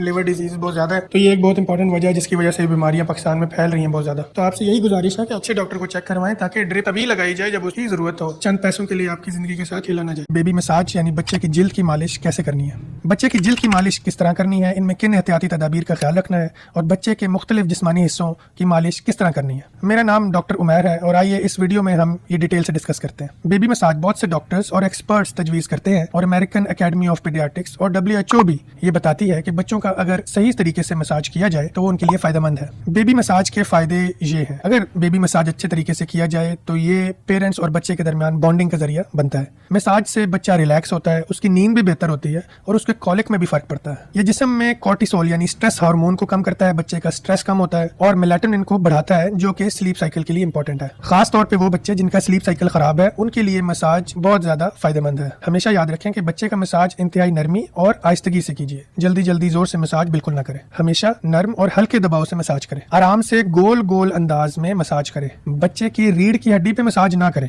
और छोटे बच्चों का जो सर पे नरम हिस्सा होता है उस पर मसाज मत करें। मसाज के लिए लोग मुख्तलिफ ऑयल इस्तेमाल करते हैं। जो मैं रिकमेंड करता हूँ ये है कि आप कोकोनट ऑयल इस्तेमाल कर सकते हैं, आलमंड ऑयल इस्तेमाल कर सकते हैं, ऑलिव ऑयल और सरसों का तेल भी इस्तेमाल कर सकते हैं। मसाज करने का बेहतरीन वक्त कौन सा है? नहाने के बाद बेहतरीन वक्त है जिसमें बच्चे को मसाज किया जाए, या फिर सोने से पहले। ये दो अच्छे औकात हैं जिनमें बच्चे का मसाज होना चाहिए। दूध पिलाने के बाद बच्चे का फौरन मसाज ना करें, खास तौर पे पेट पे मसाज बिल्कुल ना करें, क्योंकि उससे बच्चा चिड़चिड़ा हो सकता है और उसको उल्टी आ सकती है। और जब बच्चा भूख की वजह से रो रहा हो उस वक्त बच्चे का मसाज ना करें। मसाज से पहले अपने नाखून तराश लें, साबुन से अच्छी तरह हाथ साफ कर लें, एनवायरनमेंट देख लें, बहुत ज्यादा ठंडी नहीं होनी चाहिए। जब मसाज कर रहे होंगे कि बच्चे को ठंड ना लग जाए, ये चीजें आपने ध्यान रखना है। मसाज से बच्चे का ब्लड सर्कुलेशन अच्छा होता है, जिससे उसकी नशोनुमा बेहतर होती है। एक तहकीक के मुताबिक वक्त से पहले पैदा होने वाले बच्चे यानी प्री टर्म बच्चों में अगर मसाज किया जाए तो उनका वेट भी बढ़ने का जरिया बनता है। मसाज के दौरान कमरे का टेम्परेचर तकरीबन 24 से 26 डिग्री तक रखें ताकि बच्चे को ठंड मत लगे। मसाज कितनी देर करना चाहिए? मसाज छोटे बच्चों में अगर 3 महीने से छोटे बच्चा है तो उसमें 5 से 10 मिनट मसाज कर सकते हैं। अगर 3 महीने से बड़ा बच्चा है तो आप 10 से 15 मिनट तक मसाज कर सकते हैं। अगर बच्चा मसाज एंजॉय करता है तो आप रोजाना भी कर सकते हैं, नहीं तो हफ्ते में 2 से 3 दफा भी कर लें तो ये भी बहुत है। अब मैं आपको दिखाता हूँ कि अमली तौर पे किस तरह मसाज किया जाता है। मसाज का आगाज टांगों और पाँव से करें, क्योंकि ये हिस्सा कम हसास होता है तो शुरू इधर से करें। थोड़ा सा तेल लेकर दोनों टांगों पर आराम आराम से मसाज करें। पाँव के तलवों पर गोल गोल आराम से मसाज करें ताकि बच्चे को आराम महसूस हो। पहले एक पाँव का मसाज करें, फिर दूसरे पाँव का मसाज करें। उसके बाद टांगों पे आराम आराम से मसाज करें, बारी बारी दोनों टांगों पे गोल गोल भी और लंबा लंबा मसाज करें। अब बारी है बाजुओं की, दोनों बाजू को बारी बारी मसाज करें। कोकोनट ऑयल हो, ऑलिव ऑयल हो, सरसों का तेल हो, ये सब बच्चे के लिए बहुत अच्छा है। थोड़ा सा हाथ पे लगाएं और फिर बच्चे की जिल्द पे लगा के मालिश करते जाएं। बाजू के बाद हाथों पे मसाज करें, जैसे पाँव के तलवों में मसाज किया ऐसे ही हाथों पे गोल गोल आराम से बारी बारी मसाज करें। अब आते हैं चेस्ट मसाज की तरफ। चेस्ट पे दोनों हाथों से दाएं बाएं आराम आराम से मसाज करें। छाती या पेट पे ज्यादा दबाव हरगिज ना डालें। पेट का मसाज गैस के खराज में मदद देता है, कॉलिक में बच्चों को इससे बहुत फायदा होता है। पेट पे गोल गोल मसाज करें। अब बात करते हैं बैक मसाज की। अगर बच्चा 3 महीने से बड़ा है और वो अपनी गर्दन संभाल सकता है तो उसका बैक मसाज कर सकते हैं। कोशिश करें कि रीढ़ की हड्डी वाली जगह पर दबाव मत डालें, बल्कि अतराफ में नरमी से मसाज करें। 3 महीने से छोटे बच्चे जो अभी तक गर्दन संभालना नहीं सीखे वो अभी बैक मसाज के लिए तैयार नहीं है। आखिर में बच्चे के सर का मसाज करें। पेशानी, चीक्स और सर पे आराम आराम से मसाज करें, लेकिन सर के नर्म हिस्से जो फॉन्टेनेल होता है उधर दबाव मत डालें। क्या होम्योपैथी से इलाज करवाना चाहिए या नहीं? हम मुख्तलिफ फैक्ट्स को मद्देनजर रखते हुए ये डिसीजन लेंगे। सबसे पहले हम ये देखते हैं क्या होम्योपैथी एक मुकम्मल साइंस है, क्या ये हर किस्म की बीमारियों के लिए इस्तेमाल की जा सकती है या नहीं। मैं आपको एक एग्जांपल के जरिए समझाऊंगा। जरूर आपकी फैमिली में कोई ऐसा होगा जिसको पेट का दर्द हुआ होगा और पता चला होगा कि उसका अपेंडिक्स का ऑपरेशन हुआ है। मेरा होम्योपैथ से ये सवाल है कि क्या अपेंडिसाइटिस यानी अपेंडिक्स की इन्फेक्शन का इलाज होम्योपैथी के पास है या नहीं। तो अपेंडिक्स की इन्फेक्शन का इलाज होम्योपैथिक के पास बिल्कुल नहीं है, क्योंकि अपेंडिक्स की इन्फेक्शन का इलाज ऑपरेशन होता है। पूरी दुनिया में इसका इलाज ऑपरेशन के जरिए ही किया जाता है। Homeopathy doesn't believe in surgery. बहुत सी ऐसी बीमारियां हैं जिनका इलाज ऑपरेशन ही होता है। अगर पित्ते में पथरी हो, कोई ऐसी दवाई नहीं है जो पित्ते की पथरी को खत्म कर सके। पित्ते की पथरी के लिए ऑपरेशन ही किया जाता है, और ऑपरेशन ना किया जाए तो हमने बहुत सी कॉम्प्लिकेशंस देखी हैं, जिसमें पित्ते का सूज जाना, पित्ते की इन्फेक्शन और लबलबी की इन्फेक्शन शामिल है। एक बहुत बड़ा और बहुत इंपॉर्टेंट बीमारियों का सेगमेंट है जिसे हम कहते हैं कैंसर। होम्योपैथी के पास कैंसर का इलाज बिल्कुल नहीं है। कैंसर का इलाज कैसे किया जाता है? कैंसर के इलाज के लिए रेडियोथेरेपी होती है, कीमोथेरेपी होती है और सर्जिकल ऑप्शन होती है। इन तीनों चीजों पे होम्योपैथी का कोई बिलीफ नहीं है। तो आप ये देखें, बीमारियों में से ऐसी बीमारियां जिनका ऑपरेशन होता है, ऐसी बीमारियां जो इमरजेंसी करती हैं, इमरजेंसी वाली कोई भी बीमारियां होम्योपैथी डील नहीं करती। अगर किसी को दिल का अटैक पड़ गया है, अगर किसी को स्ट्रोक हो गया है, तो होम्योपैथी में इन सब का कोई इलाज नहीं है। सिर्फ एक किस्म की बीमारियां बचती हैं जिसको होम्योपैथी डील करते हैं, और वो समझते हैं कि वो उस चीज में बाकियों से अच्छा डील करते हैं। वो है क्रोनिक डिजीजेस। तो क्रोनिक डिजीजेस बीमारियां हैं इंसान के साथ ताउमर या लंबे अरसे तक साथ रहती हैं। उनको क्योर नहीं होता, लेकिन उनको कंट्रोल करना जरूरी होता है, जैसे ब्लड प्रेशर हो गया, शुगर हो गया, ये जोड़ों का दर्द हो गया। तो होम्योपैथी कहती है कि वो इन बीमारियों में बाकी सबसे बेहतर इलाज करती है। मुझे समझ नहीं आता होम्योपैथी ये दावा कैसे कर सकती है। जैसे शुगर है, शुगर में इंसुलिन की कमी होती है, तो होम्योपैथी इसका जो इलाज करते हैं उससे शुगर बिल्कुल कंट्रोल नहीं होती। जिसकी शुगर अद्वियात से ना कंट्रोल हो रही हो तो उसको इंसुलिन भी लगाना पड़ता है। होम्योपैथी के पास इसका कोई जवाब नहीं है। ऑस्टियोआर्थराइटिस ऐसी बीमारी है जिसमें अगर मेडिसिन से आराम ना आ रहा हो तो जोड़ का ऑपरेशन करके नया जोड़ लगा दिया जाता है। उसके बाद मरीज की क्वालिटी ऑफ लाइफ में बेइंतहा तब्दीली आ जाती है। होम्योपैथी सिर्फ मेडिसिन देके इससे कैसे इलाज करवा सकते हैं? एक बहुत कॉमन क्रोनिक डिजीज है जिसका नाम है क्रोनिक किडनी डिजीज, यानी जिसमें गुर्दे फेल हो जाते हैं। तो मरीज को बार बार डायलिसिस करवाना पड़ता है या रीनल ट्रांसप्लांट करवाना पड़ता है। तो मेरा होम्योपैथी से यही सवाल है कि वो इसके लिए क्या इलाज है उनके पास। सो जैसा कि मैंने एग्जांपल्स के जरिए बताया कि क्रोनिक डिजीजेस में भी कोई बहुत ज्यादा रोल नहीं है होम्योपैथी का। सो अगर सारी चीजें देखें, सारे फैक्ट्स को मद्देनजर रखते हुए देखें कि number 1, homeopathy is not for emergency situations. Homeopathy is not when the problem is surgical. Emergency situations के लिए होम्योपैथी का कोई फायदा नहीं है। ऑपरेशन वाली बीमारियों में होम्योपैथी का कोई फायदा नहीं है। कैंसर के इलाज में होम्योपैथी का कोई फायदा नहीं है। और क्रोनिक डिजीजेस में भी जो होम्योपैथी दावा करती है वो बिल्कुल गलत दावा है। तो मेरा यही ओपिनियन है और आपसे यही गुजारिश है कि होम्योपैथी से इलाज बिल्कुल ना करवाएं। करवाएं, एलोपैथिक इलाज ही हमेशा करवाएं। हाँ, एलोपैथी परफेक्ट नहीं है, ये इवॉल्व हो रही है, ये साइंस है, रिसर्च हो रही है, आहिस्ता आहिस्ता और इम्प्रूवमेंट इसमें आती जाएगी, लेकिन फिल वक्त सबसे बेहतरीन ऑप्शन आपके पास एलोपैथी ही है। अस्सलाम वालेकुम, मेरा नाम डॉक्टर उमैर है, I am a paediatric surgeon. अब मैं आपको बताता चलूं कि प्लास्टिबल सर्कमसियन के क्या फायदे हैं। प्लास्टिबल सर्कमसियन यानी रिंग से खतने एक जदीद तरीका है खतने करने का। इसके फायदे ये हैं कि इसमें बच्चा बहुत कंफर्टेबल रहता है, बच्चा रोता नहीं है, खून नहीं निकलता। ये बहुत एक शॉर्ट प्रोसीजर है, 5 to 10 मिनट्स में कंप्लीट हो जाता है। इसमें कोई टांके नहीं लगाने पड़ते, कोई पट्टी नहीं होती जिसका बाद में ख्याल रखना पड़े। जब पट्टी नहीं होती तो इसमें पैम्पर पहनाने की कोई ममानियत नहीं होती। माँ आराम से बच्चे को पैम्पर पहनाए रख सकती है, सफाई भी आराम से कर सकती है। तो ये रिंग 5 से 7 दिन में खुद ब खुद उतर जाए, बच्चा आराम से तो माँ भी आराम से और फिर डॉक्टर भी आराम से। आपसे ये गुजारिश है कि खतने हमेशा एक अच्छे पीडियाट्रिक सर्जन से करवाएं ताकि बच्चे को कोई तकलीफ ना हो और मुस्तकबिल में उसे किसी परेशानी का सामना ना करना। अक्सर हमें पेरेंट्स आगे कहते हैं कि हमारा बच्चा बहुत छोटा है तो इसके खतने हो सकते हैं, यानी हमने नहीं करवाने। तो उसका हमारा ये जवाब सिंपल है, सर्कमसियन की बेस्ट एज है वो है 7वें दिन, क्योंकि नबी सल्लल्लाहु अलैहि वसल्लम की एक हदीस भी है जिसमें नबी सल्लल्लाहु अलैहि वसल्लम ने फरमाया कि 7वें दिन अकीका करें, 7वें दिन बाल उतरवाएं और 7वें दिन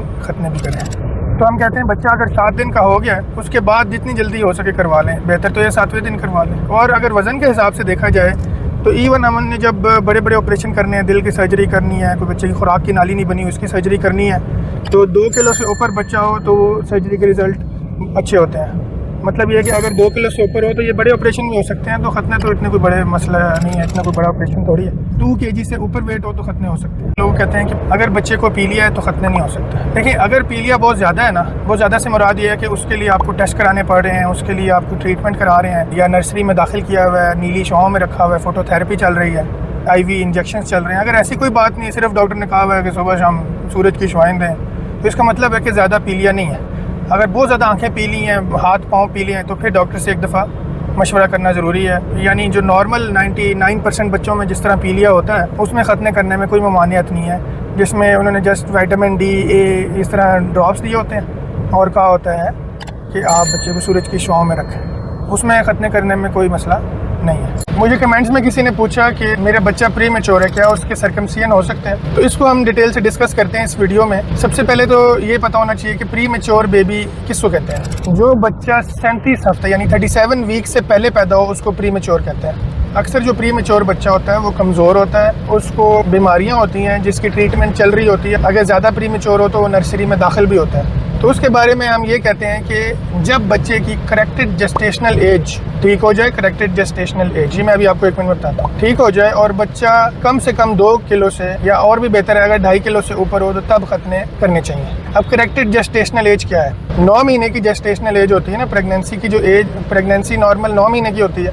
अगर बच्चा 7 महीने के बाद पैदा हो जाए तो पैदा होने के बाद 2 महीने के बाद उसकी जेस्टेशनल एज पूरी होगी, यानी वो 9 महीने का पूरा जो उसका प्रेगनेंसी का टाइम है वो कहते हैं उसको कि वो जब 2 महीने पैदा होने के बाद, बेशक 2 महीने जब गुजर जाएं, तब उसे कहते हैं ये करेक्टेड जेस्टेशनल एज इसकी 9 मंथ्स हो गई है या 40 वीक्स हो गई है। तो प्री मैच्योर बेबी में खतने तब करवाने हैं, नंबर 1, उसको कोई मेडिकल प्रॉब्लम ना चल रहा हो, उसको कोई ब्लीडिंग डिसऑर्डर ना हो। अक्सर प्री मैच्योर बेबीज़ को ब्लीडिंग का मसला हो रहा होता है, उनको ब्लीडिंग का मसला ना हो। अक्सर बच्चे अपना टेम्परेचर कंट्रोल नहीं कर पा रहे होते हैं। टेम्परेचर अपना जब कंट्रोल करने लग जाए, जब उनका वेट 2 kg या 2.5 kg से ऊपर हो जाए, तब खतने किए जाएंगे। ठीक है, कोई बीमारी नहीं होनी चाहिए, बच्चे की करेक्टेड जेस्टेशनल एज ठीक होनी चाहिए और ब्लीडिंग डिसऑर्डर नहीं होना चाहिए, और उसको अपना टेम्परेचर जो है वो कंट्रोल करने की उसमें ताकत आ जानी चाहिए। बच्चा नर्सरी में दाखिल नहीं होना चाहिए। ठीक है, अगर बच्चा घर आ गया, फीड सही कर रहा है, अपना उसका टेम्परेचर कंट्रोल कर रहा है और उसका वेट ठीक है, अगर ये सब चीज़ें ठीक है तो खतने करने में कोई मसला नहीं है। आपके बच्चे की प्लास्टिबल सर्कमसियन हो चुकी है, उसके बाद घर जाके बच्चे की केयर कैसे करनी है। अस्सलाम वालेकुम, मेरा नाम डॉक्टर उमैर है, मैं पीडियाट्रिक सर्जन। तो सर्कमसियन की फर्स्ट 24 आवर्स आपने बहुत विजिलेंट रहना है। आपने ये चेक करते रहना है कि कहीं खुदा न खास्ता ब्लीडिंग तो नहीं हो रही। अगर आपको लगे कि ब्लीडिंग हो रही है तो कोई भी कपड़ा लेके, कॉटन लेके उस जगह को, जख्म को प्रेस कर लेंगे। 5 to 10 मिनट्स तक आपने प्रेस करके रखना है। अगर उसके बावजूद ब्लीडिंग ना रुके तो आपने फौरन बच्चे को इमरजेंसी में लेके जाना है। सर्कमसियन के फौरन बाद से बच्चे को पैराडोल ड्रॉप स्टार्ट कर देने हैं। बच्चे की एज और वेट के हिसाब से डॉक्टर आपको डोजेज बता देंगे। नॉर्मली छोटे बच्चे के लिए हाफ ड्रॉप सुबह दोपहर शाम हम एडवाइस करते हैं। जो जख्म वाली जगह है उसको मॉइस्ट रखना है और क्लीन रखना है। प्लास्टिबल सर्कमसिजन का ये फायदा है कि सर्कमसिजन के बाद आप पैम्पर भी पहना सकते हैं, लेकिन पैम्पर का एक नुकसान ये है कि जगह पे गंदगी आ सकती है। आपने इस बात का खास ख्याल रखना है कि जगह को बार बार साफ करते रहना है। साफ कैसे करना है? कॉटन बॉइल्ड वाटर में सोक करके उसके ऊपर अच्छी तरह कोई भी गंदगी लगी हो उसको साफ कर देंगे। आपने जख्म को मॉइस्ट रखना है। अगर जख्म ड्राई होगा तो पैम्पर के साथ जुड़ेगा और बच्चे को तकलीफ होगी। मॉइस्ट रखने के लिए जब भी बच्चे का पैम्पर चेंज करना हो तो ऊपर वैसलीन लगा लें, कोई भी ऑयल का एक कतरा उसमें डाल दें। खतने करवाने के 24 से 48 घंटे के बाद बच्चे को नीम गर्म पानी में सुबह शाम 10-10 मिनट के लिए बिठाना है। आपने करना ये कि एक छोटा सा टब ले लेंगे, उसमें आप नीम गर्म पानी लेंगे और 2 कतरे डिटॉल के उसमें डालेंगे और बच्चे को सुबह शाम 5 से 10 मिनट के लिए उसमें बिठाएंगे ताकि जगह साफ रहे और हीलिंग जल्दी हो। प्लास्टिक की रिंग अमूमन 5 से 7 दिन बाद खुद ही उतर जाती है। आपने इस बात का ध्यान रखना है कि जो प्लास्टिक की रिंग है वो एकदम से नहीं उतरती, वो एक साइड से उतरना शुरू होती है, थोड़ा थोड़ा करके उतरती है। आखिर में वो जिल्द के एक बारीक से टुकड़े के साथ जुड़ी होती है। आपने हरगिज उसको पुल नहीं करना है, हरगिज उसको खींचना नहीं है। अगर आप ऐसा करेंगे तो खुदा न खास्ता ब्लीडिंग शुरू हो सकती है। अगर प्लास्टिक रिंग 2 हफ्ते तक ना उतरे तो अपने डॉक्टर से जरूर रुजू करें। अगर आपके बच्चे के खतने रिवायती तरीके से किए गए हैं तो उसका ख्याल किस तरह रखना है? अस्सलाम वालेकुम, मेरा नाम डॉक्टर उमैरा है, मैं पीडियाट्रिक सर्जन। सबसे पहले ये कि जो जख्म पे पट्टी हुई होगी वो आप 24 से 48 घंटे के बाद उतार सकते हैं। और 24 से 48 घंटे तक आपने ये ध्यान रखना है कि जो पट्टी है उस पर बहुत ज्यादा ब्लड तो नहीं लगा हुआ। अगर पट्टी पे बहुत ज्यादा ब्लड लगा हुआ है तो आपने कोई भी कॉटन लेके उस जगह को प्रेस करके रखना है। अगर फिर भी ब्लीडिंग कंट्रोल ना और पट्टी मजीद गंदी हो तो अपने डॉक्टर को फौरन रुजू करना है। जब 48 घंटे बाद पट्टी उतर चुकी होगी तो सुबह शाम नीम गर्म पानी में बच्चे को बिठाना है। कोई भी आप टब ले लेंगे, उसमें 2 कतरे डिटॉल के डालेंगे और बच्चे को सुबह शाम 10-10 मिनट के लिए उसमें बिठाएंगे ताकि कोई भी जरासीम वो मर जाए और जगह की सफाई हो जाए। जो टांके लगाए जाते हैं वो खुद ही जज्ब हो जाते हैं, उनको निकालने की कोई जरूरत नहीं होती, लेकिन वो टांके जज्ब होने में 10 से 14 दिन लग सकते हैं। खतने के फौरन बाद बच्चे को पैनाडोल सिरप स्टार्ट कर दिया जाएगा। पैनाडोल सिरप की डोज बच्चे की एज और वजन के हिसाब से डॉक्टर आपको आगाह कर देंगे। रिवायती खतने अमूमन बड़े बच्चों में किए जाते हैं, इसलिए ये भी बताना जरूरी है कि खतने कराने के बाद 4 से 5 दिन बच्चे को स्कूल से छुट्टी करवानी होगी। आज हम बात करेंगे बच्चों में एक अहम मसले के जो सर्कमसिजन के बाद सामने आता है, उसे कहते हैं मिएटल स्टेनोसिस। तो बेसिकली मिएटल स्टेनोसिस क्या होता है? मिएटस उस जगह को कहते हैं जहाँ से बच्चा पेशाब करता है। अगर ये जगह तंग हो जाए तो इसे कहते हैं मिएटल स्टेनोसिस। मिएटल स्टेनोसिस पैदाइशी भी हो सकता है और सर्कमसिजन की वजह से भी हो सकता है। सर्कमसिजन एक सेफ प्रोसीजर है, लेकिन कुछ बच्चों में ये कॉम्प्लिकेशन हो सकती है। मिएटल स्टेनोसिस की डायग्नोसिस कैसे होगी? कैसे पता चलेगा बच्चे को मिएटल स्टेनोसिस है? तो उसकी कुछ अलामात होती हैं। बच्चे की जो पेशाब की धार है वो बहुत बारीक हो सकती है, बच्चे को पेशाब करने में तकलीफ हो सकती है, बच्चे को पेशाब करने में देर लग सकती है क्योंकि तंगी की वजह से पेशाब की जो धार होती है वो बहुत बारीक होती है, इसलिए मसाना खाली करने में देर लग सकती है। अक्सर बच्चों में देखा गया कि पेशाब की धार सीधी नहीं होती, टेढ़ी होती है, कभी ऊपर होती है, कभी साइड की तरफ होती है। तो जब भी आपके बच्चे की पेशाब की धार साइड पे हो और बारीक हो तो जरूर डॉक्टर को चेक करवाएं। कुछ बच्चों में बार बार इन्फेक्शन भी हो सकता है। यूरिन इन्फेक्शन में पेशाब करने में तकलीफ होती है और बुखार भी हो सकता है। अगर किसी बच्चे को ये तकलीफ है तो उसे मिएटल स्टेनोसिस हो सकती है। मिएटल स्टेनोसिस को कंफर्म कैसे करते हैं? क्या इसका कोई टेस्ट है जिससे कंफर्म हो? देखिए, ज्यादातर तो ये क्लिनिकल डायग्नोसिस होता है, यानी अगर इन तकलीफ के साथ बच्चा है और हम मुआयना करें, हमें मुआयने पे पता चल जाए कि उसकी पेशाब की जगह तंग है तो ये कंफर्म हो जाता है, इसमें टेस्ट की जरूरत नहीं होती। लेकिन अगर कई दफा हमें शक हो कि ये मिएटल स्टेनोसिस हो सकता है या नहीं, तो इसमें एक टेस्ट होता है, उसे हम कहते हैं यूरोफ्लोमेट्री। एक मशीन में पेशाब किया जाता है और उससे ग्राफ बनता है, उससे हम अंदाजा लगाते हैं कि बच्चे का स्टेनोसिस है या नहीं। इसका इलाज क्या है? अगर तंगी बहुत ज्यादा नहीं है तो हम लुब्रिकेंट जेल लगा सकते हैं, डायलिटेशन कर सकते हैं। डायलिटेशन डायलेटर से या एनजी ट्यूब से भी कर सकते हैं। लेकिन अक्सर देखा गया है कि मिएटल स्टेनोसिस अगर ज्यादा है इस प्रोसीजर से ठीक नहीं होती, उसके लिए फिर उसका इलाज होता है सर्जरी। तो इसमें जो सर्जरी की जाती है उसे कहते हैं मिएटोप्लास्टी। तो मिएटोप्लास्टी में हम क्या करते हैं कि वो जगह जो तंग हुई हुई है उसको कट लगा के खोलते हैं और स्टिचेस लगा देते हैं ताकि वो जगह दोबारा से बंद ना हो। ये एक डे केस प्रोसीजर है, यानी जिस दिन ये प्रोसीजर होता है, जिस दिन ये सर्जरी होती है उसी दिन बच्चा शाम को घर जा सकता है। ये सर्जरी ज्यादातर जीए में करते हैं, लेकिन ये सुन करके लोकल एनेस्थीसिया में भी कर सकते हैं। 7-8 दिनों में ये टांके खुद ही जज्ब हो जाते हैं, निकलवाने की जरूरत नहीं पड़ती। ऑपरेशन के बाद पेशेंट वाली जगह पे थोड़ी सी सूजन होती है, वो भी कुछ दिन में ठीक हो जाती है। सर्कमसिजन के बाद मिएटल स्टेनोसिस से कैसे बचा जाए? सर्कमसिजन के बाद जख्म का ख्याल रखें, रैश से बचें। अगर डायपर रैश हो उसका प्रॉपर इलाज करें।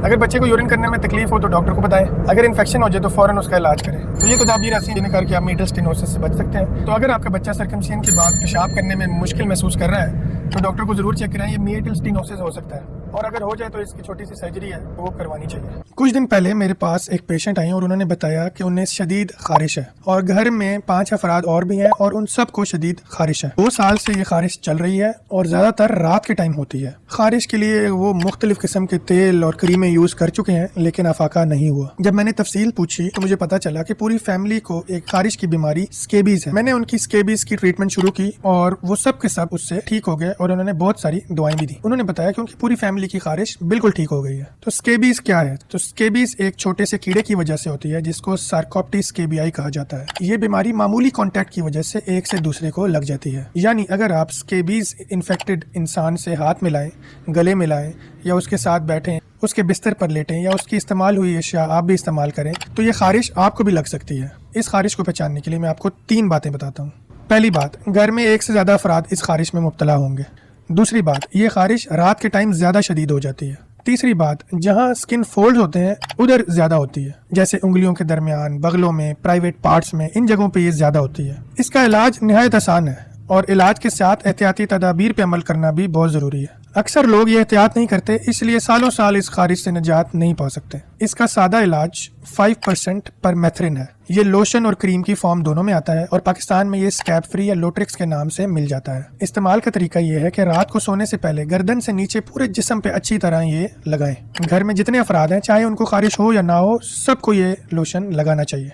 सुबह उठकर नहा लें। कुछ शदीद केसेस में लोशन के साथ एक टैबलेट भी तजवीज़ की जाती है जिसे कहते हैं आइवरमेक्टिन, लेकिन ये गोली हामला खवातीन और बच्चों में इस्तेमाल नहीं करवाई जाती और अगर इस्तेमाल की भी जाए तो डॉक्टर के मशवरे से इस्तेमाल की जाती है। दूसरी और अहम चीज़ एहतियाती तदाबीर है। आपने अपने घर के तमाम बिस्तर, चादरें, कपड़े सबको नीम गर्म पानी में धुलवाना है और कम से कम 12 से 14 घंटे धूप में खुश्क करना है। अक्सर लोग सिर्फ लोशन तो इस्तेमाल कर लेते हैं लेकिन एहतियाती तदाबीर फॉलो नहीं करते, जिस वजह से उनको स्केबीज बार बार होता रहता है। जब आप बिस्तर और कपड़े नीम गर्म पानी में धोएंगे तो तमाम कीड़े मर जाएंगे। इस तरह खारिश 3 से 4 दिन में मुकम्मल ठीक हो जाएगी। तो समरी ये है कि घर के सब अफराद इलाज करें, सब अफराद लोशन का इस्तेमाल करें, तमाम कपड़े, चादरें और बिस्तर नीम गर्म पानी में धुलवाएं और फिर 12 से 14 घंटे धूप लगवाएं। इंशाल्लाह खारिश 3 से 4 दिन में मुकम्मल ठीक हो जाएगी। अगर खारिश की वजह से बहुत ज़्यादा दाने निकल आए हों, पीप वाले दाने निकल आए हों, स्किन रेडनेस हो गई हो तो एंटीबायोटिक भी इस्तेमाल की जा सकती है। उसके लिए अपने करीबी डॉक्टर से ज़रूर मशवरा करें। अस्सलाम वालेकुम। अक्सर वालिदैन हमसे ये सवाल करते हैं कि बच्चे को नज़ला है, खांसी है, बुखार है, क्या हम उसको चावल दे सकते हैं?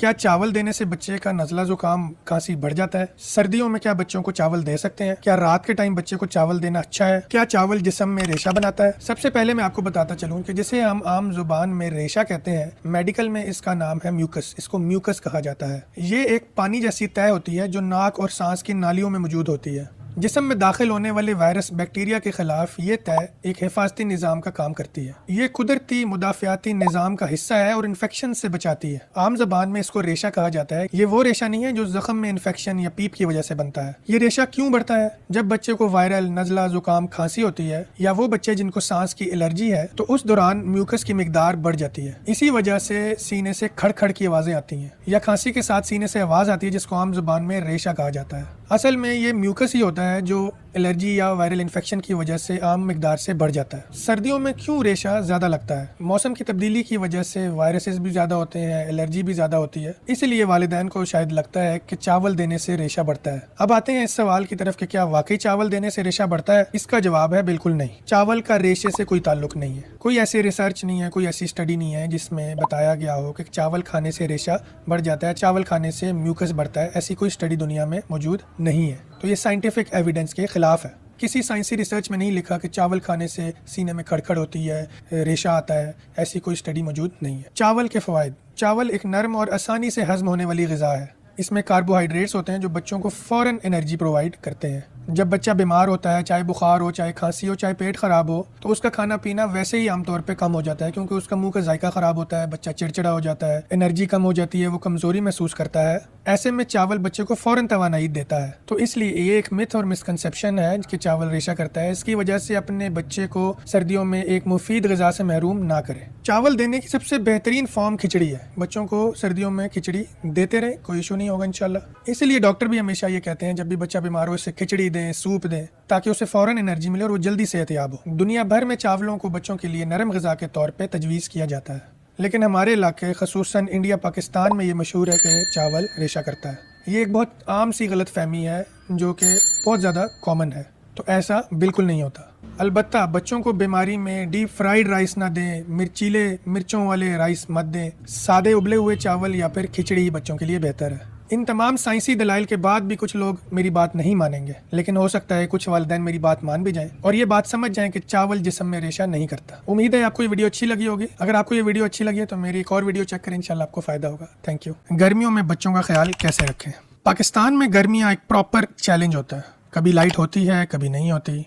एसी चल रहा हो तो घर वाले कहते हैं बच्चे को ठंड लग जाएगी। फैन के नीचे बच्चे को रखा हो तो घर वाले कहते हैं बच्चे को सर्दी लग जाएगी। फैन बंद करते हैं तो बेबी स्वेटिंग करना शुरू कर देता है। बेबी को कम कपड़े पहनाएं तो घर वाले सब कहते हैं बेबी को ठंड लग जाएगी। ज्यादा कपड़े पहनाएं तो बच्चों को रैश हो जाते हैं। और फिर बहुत से सवाल होते हैं, क्या बच्चों को पानी पिला सकते हैं? क्या एसी न्यूबॉर्न के लिए सेफ है? क्या हम फैन चला सकते हैं? बेबी को दिन में कितनी बार नहलाना चाहिए? हीट रैश गर्मी दानों से कैसे बचना है? बेबी पाउडर यूज कर सकते हैं? आज की वीडियो इसी टॉपिक पे है। मेरा नाम डॉक्टर उमैर है। I am a consultant child surgeon. आज का हमारा गोल सिंपल है, बच्चे को बेबी को गर्मी से बचाना है और उसको एसी फ्रीजर भी नहीं बनाना।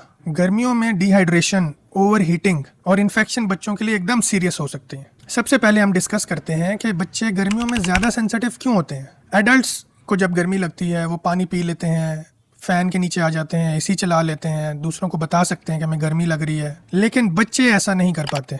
बच्चे का बॉडी सरफेस एरिया ज़्यादा होता है, उसका स्वेटिंग मैकेनिज्म इमेच्योर होता है और बच्चा प्यास को क्लियरली समझा नहीं पाता। इसलिए बच्चे जल्दी ओवरहीट हो जाते हैं, स्वेटिंग से अनकंफर्टेबल भी हो सकते हैं, फिर फीडिंग कम करने लग जाते हैं और उनमें डिहाइड्रेशन यानी पानी की कमी हो जाती है। वो बड़ी जल्दी गर्मी दाने यानी हीट रैश डेवलप कर जाते हैं। सिंपल अल्फाज में बच्चों का थर्मोस्टेट अभी मैच्योर नहीं होता, इसलिए पेरेंट्स को एनवायरनमेंट स्मार्टली मैनेज करना पड़ता है। ओवरहीटिंग क्या होती है? ओवरहीटिंग का मतलब है ज़्यादा कपड़े पहनाने की वजह से या हीट एक्सपोजर की वजह से, डिहाइड्रेशन की वजह से बच्चे का टेम्परेचर ज़्यादा हो जाना। बच्चों में ओवरहीटिंग के क्या साइंस होते हैं? वो लाल हो जाते हैं, पसीना आने लग जाता है, उनकी छाती और कमर गर्म महसूस होती है, इरिटेबल से हो जाते हैं, रोने लग जाते हैं, दूध पीना कम कर देते हैं, तेज तेज सांस लेने लगते हैं, जिस्म पर रैश हो जाता है, बच्चा सुस्त हो जाता है। अगर चेस्ट और बैक गर्म है, बच्चा स्वेटिंग कर रहा है और तंग पड़ रहा है तो वो ओवरहीट हो सकता है। सिंपल रूल ये है कि बेबी को वार्म नहीं रखना, कंफर्टेबल रखना है। गर्मी में बच्चों को कितने कपड़े पहनाने चाहिए? गर्मियों में बच्चों के कपड़े सिंपल, लाइट और ब्रीदेबल होने चाहिए। उनको कॉटन के कपड़े पहनाएं, सूती कपड़े पहनाएं जो कि हल्के हों, खुले हों, हवादार हों। सॉफ्ट सा फैब्रिक होना चाहिए और कलर लाइट होने चाहिए। डार्क कलर के कपड़े ना पहनाएं। गर्मियां हो तो एक लेयर भी काफी होती है। एक्स्ट्रा ब्लैंकेट ना दें बच्चों को, अनलेस कि अगर कमरा ठंडा है। बच्चों को सिंथेटिक और टाइट क्लोथ्स मत पहनाएं। न्यू बॉर्न्स को हैवी सूट्स ना पहनाएं। गर्मियों में हर वक्त कैप पहना के रखना जरूरी नहीं है। मल्टीपल लेयर्स की जरूरत भी नहीं है। बच्चों को टाइट सॉक्स या मिटन्स ना पहनाएं। प्रैक्टिकल गाइड ये है कि हाथ की बैक साइड से बच्चे की चेस्ट और कमर चेक करें। अगर तो वो गर्म है, बच्चा स्वेटिंग कर रहा है, तो इसका मतलब है उसको गर्मी लगी है, उसकी लेयर्स कम कर दें, एनवायरनमेंट को ठंडा करें। अगर चेस्ट और कमर ठंडी लग रही है तो इसका मतलब है एक लेयर बढ़ा दें। अगर बच्चा कंफर्टेबल है, पिंक है, दूध सही पी रहा है, तो इसका मतलब है कि उसने जो कपड़े पहने हुए उसके लिए ठीक है। गर्मियों में बच्चों को इतना ना लपेटें कि वो मिनी समोसा बन जाए। पाकिस्तान में मुझसे सबसे कॉमन सवाल ये होता है कि क्या एसी बच्चों के लिए सेफ है? हाँ, एसी यूज कर सकते हैं, लेकिन स्मार्ट तरीके से। एसी तब हार्मफुल हो सकता है अगर रूम का टेम्परेचर बहुत ज्यादा ठंडा कर दिया जाए, अगर बच्चे को डायरेक्ट एसी की हवा के नीचे लेटाया जाए, या फिर एसी लगा और बच्चे को बहुत ज्यादा ओवर रैप कर दिया जाए। एकदम टेम्परेचर चेंज हो, ठंडा गर्म एकदम से ज्यादा हो जाए। एसी फिल्टर अगर ड्राई हो, रूम अगर बिल्कुल सील्ड हो, स्टफी हो, तो उससे भी ड्राइनेस होती है। तो एसी चलाने के टिप्स क्या हैं? सबसे पहले तो ये कि टेम्परेचर नॉर्मल होना चाहिए, बहुत ज्यादा फ्रीजिंग कोल्ड करने की जरूरत नहीं है। डायरेक्ट एसी की हवा में बच्चों को मत लेटाएं। बेबी का चेस्ट और बैक, जैसे मैंने पहले बताया, वो चेक करते रहें। बेबी स्वेटिंग भी ना कर रहा हो और कोल्ड भी ना हो। एसी फिल्टर को क्लीन रखें। सडन चेंजेस नहीं होने चाहिए, एकदम ठंडा गर्म बच्चे को ना करें। एक कॉमन मिस्टेक ये है कि एसी तो चला लेते हैं और बच्चे को बहुत ज्यादा ओवर रैप कर देते हैं। ये कंफ्यूज्ड सिस्टम है। या तो रूम कंफर्टेबल रखें या बच्चे की लेयरिंग एडजस्ट करें। बेबी को एक तरफ एसी और दूसरी तरफ ब्लैंकेट ओवन में ना रखें। सिंपल रूल ये है, एसी अलाउड है लेकिन डायरेक्ट एसी की हवा अलाउड नहीं है। एक और अहम सवाल लोग पूछते हैं कि क्या फैन यूज कर सकते हैं? यस, फैन भी यूज कर सकते हैं। उसमें भी यही रूल है कि डायरेक्ट तेज फैन की हवा बच्चे को मत लगे, स्पेशली न्यू बॉर्न में। फैन को रूम वेंटिलेशन के लिए यूज करें, डायरेक्ट एयर बेबी पर ना हो। फैन मॉडरेट स्पीड में हो। चेक करें बेबी स्वेटिंग ना कर रहा हो, रूम सफोकेटिंग ना हो। मॉस्किटो नेट यूज करते हुए एयर फ्लो का ख्याल रखें। एक मिथ है कि फैन यूज करने से बेबी को निमोनिया हो जाता है। निमोनिया जरासीम से होता है, फैन यूज करने से नहीं होता। लेकिन डायरेक्ट ठंडी हवा बच्चे को अनकंफर्टेबल कर सकती है, नेजल ड्राइनेस कर सकती है और टेम्परेचर इम्बैलेंस कर सकती है। इसलिए फैन को स्मार्टली यूज करें। एक और अहम सवाल लोग पूछते हैं, क्या 6 महीने से कम बच्चे को हम पानी पिला सकते हैं? ये बहुत इंपॉर्टेंट टॉपिक है। अक्सर ग्रैंड पेरेंट्स मेरे पास आते हैं और वो पूछते हैं हम बच्चे को पानी पिला रहे हैं, क्या ये ठीक है? रिकमेंडेशन यही है कि 6 महीने से छोटे बच्चे को पानी की जरूरत नहीं होती। जो बच्चा दूध पी रहा है, बेशक मदर फीड है या फीडर है, उसमें 80 to 90% वाटर ही होता है। ज्यादा गर्मी में ये रिकमेंड करते हैं कि बच्चे की फीडिंग बढ़ा दी जाए। अगर बच्चा फीडर पे है तो जैसे फीडर बनाना चाहिए, जैसे अक्सर जो फॉर्मूला फीड है उनमें 1 आउंस में 1 चम्मच डलता है, तो वैसे ही बनाए। ये ना करें कि गर्मी ज्यादा है तो पानी ज्यादा मिला दें। दूध बार बार पिलाएं, उसकी कंसिस्टेंसी वही रहने दें। तो गर्मी में क्या करें, बच्चों को बार बार दूध दें। माँ अपनी हाइड्रेशन का ख्याल रखें ताकि दूध सही बने। फॉर्मूला मिल्क करेक्ट कंसंट्रेशन में दें। बेबी के वेट डायपर्स मॉनिटर करें और डायरेक्ट हीट एक्सपोजर अवॉइड करें। डॉक्टर साहब पानी दे दें, क्या हर्ज है? तो हम 6 महीने से पहले बच्चे को पानी क्यों अवॉइड करते हैं? 6 महीने से छोटे बच्चे का मैदा बहुत छोटा सा होता है, तो ये मुमकिन है अगर हम पानी देंगे तो बच्चा दूध कम पिएगा। एक तो ये वजह है, दूसरा ये पानी पीने से इलेक्ट्रोलाइट इम्बैलेंस हो सकता है बच्चे का। सो सिंपल वर्ड्स में 6 महीने से छोटे बच्चे के लिए बेस्ट हाइड्रेशन का सोर्स उसका मिल्क है, पानी की जरूरत नहीं है। मदर की हाइड्रेशन बहुत इंपॉर्टेंट है। फोर्स्ड लीटरों के हिसाब से फोर्स्ड पानी पीना जरूरी नहीं है, लेकिन प्यास के मुताबिक बार बार पानी पीते रहना चाहिए और जूसेस लेते रहना चाहिए। तो मदर के लिए टिप्स ये हैं कि एक तो पानी अपने पास रखें, हर फीड के बाद कुछ ना कुछ सिप्स लें। लस्सी, दूध, नींबू पानी, जूसेस कुछ ना कुछ लेते रहे। कोशिश करें कि कॉफी कम पिएं। बहुत शुगरी ड्रिंक्स जो है ना उनको अवॉइड करें। बैलेंस डाइट रखें। इसमें घर वालों का भी रोल है। घर वालों का रोल ये है कि एक तो माँ को बार बार क्रिटिसाइज ना करें। क्रिटिसाइज करने के बजाय उसके पास पानी रख दें, उसको जूस दे दें, उसको नींबू पानी बनाकर दे दें। न्यू मदर को लेक्चर कम और पानी के गिलास की ज्यादा जरूरत है। गर्मियों में बेबी का यूरिन आउटपुट चेक करना जरूरी है, क्योंकि ये बेस्ट मेजर है डिहाइड्रेशन चेक करने का। तो गुड साइंस क्या है कि बच्चा ठीक है, अगर बच्चा दूध सही पी रहा है, वेट डायपर्स एज के मुताबिक आ रहे हैं, यूरिन बहुत डार्क नहीं है, बेबी अलर्ट है, उसकी जुबान और मुंह गीला गीला है, ड्राई नहीं है और बेबी का वेट बढ़ रहा है। अगर ये डिहाइड्रेशन के साइंस हो तो फौरन डॉक्टर को चेक कराएं। अगर एज के मुताबिक वेट डायपर्स कम हो रहे हैं, यूरिन डार्क कलर का हो गया है, बेबी बहुत ज्यादा सुस्त हो रहा है, दूध कम पी रहा है, जुबान और मुंह ड्राई हो रहा है, अगर उसकी क्राई वीक हो रही है, अगर उसकी आंखें अंदर धंस गई हैं, अगर उसका तालू बैठ गया है, अगर बेबी बहुत ज्यादा सुस्त लग रहा है, अगर ये साइंस है तो फौरन डॉक्टर को चेक करवाएं। गर्मियों में बेबीज में हीट रैश यानी गर्मी दाने बहुत कॉमन है। इसे प्रिकली हीट या गर्मी दाने भी कहते हैं। छोटे छोटे रेड बम्प्स होते हैं, नेक फोल्ड्स में अक्सर बन जाते हैं, चेस्ट पे हो सकते हैं, कमर पे हो सकते हैं, आर्म फोल्ड्स में हो सकते हैं, नेपी एरिया में हो सकते हैं। बच्चा इरिटेबल हुआ होता है। गर्मी दाने क्यों होते हैं? एक तो हीट की वजह से, फिर स्वेटिंग होती है उस वजह से हो सकते हैं। अगर बच्चे को टाइट क्लोथिंग पहनाई हुई है उस वजह से हो सकते हैं। अगर ओवर हीट हो रहा है बच्चा, अगर बच्चे को ओवर रैप किया हुआ है उस वजह से रैश हो सकता है। गर्मी दानों को ट्रीटमेंट कैसे करें? वही चीजें जो हम पहले डिस्कस कर चुके हैं। बच्चे को कूल एनवायरनमेंट में रखें, हवादार कमरा होना चाहिए, वेल वेंटिलेटेड। उसको लाइट से कॉटन के क्लोथ्स पहनाएं, सूती कपड़े पहनाएं, खुले कपड़े होने चाहिए, टाइट नहीं होने चाहिए, लाइट कलर के होने चाहिए। अगर पसीने से कपड़े गीले हो जाएं तो फौरन चेंज कर दें। जो उसके स्किन फोल्ड्स हैं उनको ड्राई रखें। रोजाना बच्चे को नहलाएं। बच्चे को बहुत ज्यादा ऑयलिंग ना करें गर्मियों में। टैल्कम पाउडर तो बिल्कुल यूज ना करें और बहुत ज्यादा हैवी क्रीम्स भी ना लगाएं। स्टीरॉयड क्रीम्स खास तौर पे डॉक्टर के मशवरे के बगैर ना लगाएं। रैश अगर बहुत ज्यादा है, फीवर है, उसमें से पीप आ रही है, फौरन डॉक्टर को चेक करवाएं। Baby powder, specially talcum powder इसलिए नहीं लगाते क्योंकि वो बच्चा इनहेल कर सकता है, उससे उसके लंग्स डैमेज हो सकते हैं, उसको एलर्जी हो सकती है, स्किन एलर्जी भी हो सकती है, छींकें भी आ सकती हैं और स्किन फोल्ड्स में भी अक्सर पाउडर की वजह से क्लम्प्स बन जाते हैं, उनकी वजह से रैश और बढ़ सकता है। सिंपल वर्ड्स में गर्मी दानों की ट्रीटमेंट पाउडर नहीं है, कूलिंग और अच्छा एयर फ्लो है। गर्मियों में डायपर रैश से कैसे बचा जाए? डायपर फ्रीक्वेंटली चेंज करें। वेट डायपर फौरन से चेंज कर दें। आराम से सफाई करें। अगर रैश हुआ है तो बच्चे को रगड़ रगड़ के साफ नहीं करना और कोशिश करें आपने बेबी सोप यूज करना है, आम साबुन यूज नहीं करना। बहुत ज्यादा रगड़ने की जरूरत नहीं है। वाइप्स का इस्तेमाल ना करें। गीली कॉटन आप यूज कर सकते हैं। वॉश करने के बाद बच्चे को टॉवल से ना रगड़े, कॉटन के कपड़े से टैप करके साफ करें, फिर 10 मिनट खुला रहने दें। उसके बाद कोई बैरियर क्रीम लगाएं। वैसलीन लगा सकते हैं, जिंक ऑक्साइड वाली क्रीम कोई भी जैसे रैशनल या पीड्स क्रीम है वो लगा सकते हैं और ये बार बार लगाएं और कोशिश करें कि डायपर टाइट ना हो। Talcum powder, Dettol, spirit, steroid वाली क्रीमें, हार्श सोप्स, वाइप्स ये अवॉइड करें। अगर रैश बैरियर क्रीम से इंप्रूव नहीं हो रहा तो ये फंगल इन्फेक्शन हो सकता है, डॉक्टर को लाजमी चेक करवाएं। बच्चे को रोजाना नहलाएं। अगर रोजाना नहीं नहला सकते तो हर दूसरे दिन जरूर नहलाएं। फेस, नेक फोल्ड्स, डायपर एरिया क्लीन रखें। नहलाने के बाद बच्चे को फौरन ड्राई करें। एकदम एसी के नीचे ना लिटाएं। बेबी को मसाज कर सकते हैं लेकिन बहुत ज्यादा ऑयलिंग करने की जरूरत नहीं है। ऑयलिंग से हीट रैश और ज्यादा वर्सन हो सकता है। बेबी को डायरेक्ट सनलाइट में ना रखें। कोशिश करें कि जो दिन का टाइम है जिसमें धूप ज्यादा है उसमें बच्चे को घर से बाहर मत निकालें और ये हमेशा याद रखें, बच्चे को पार्क्ड कार में कभी ना छोड़ें।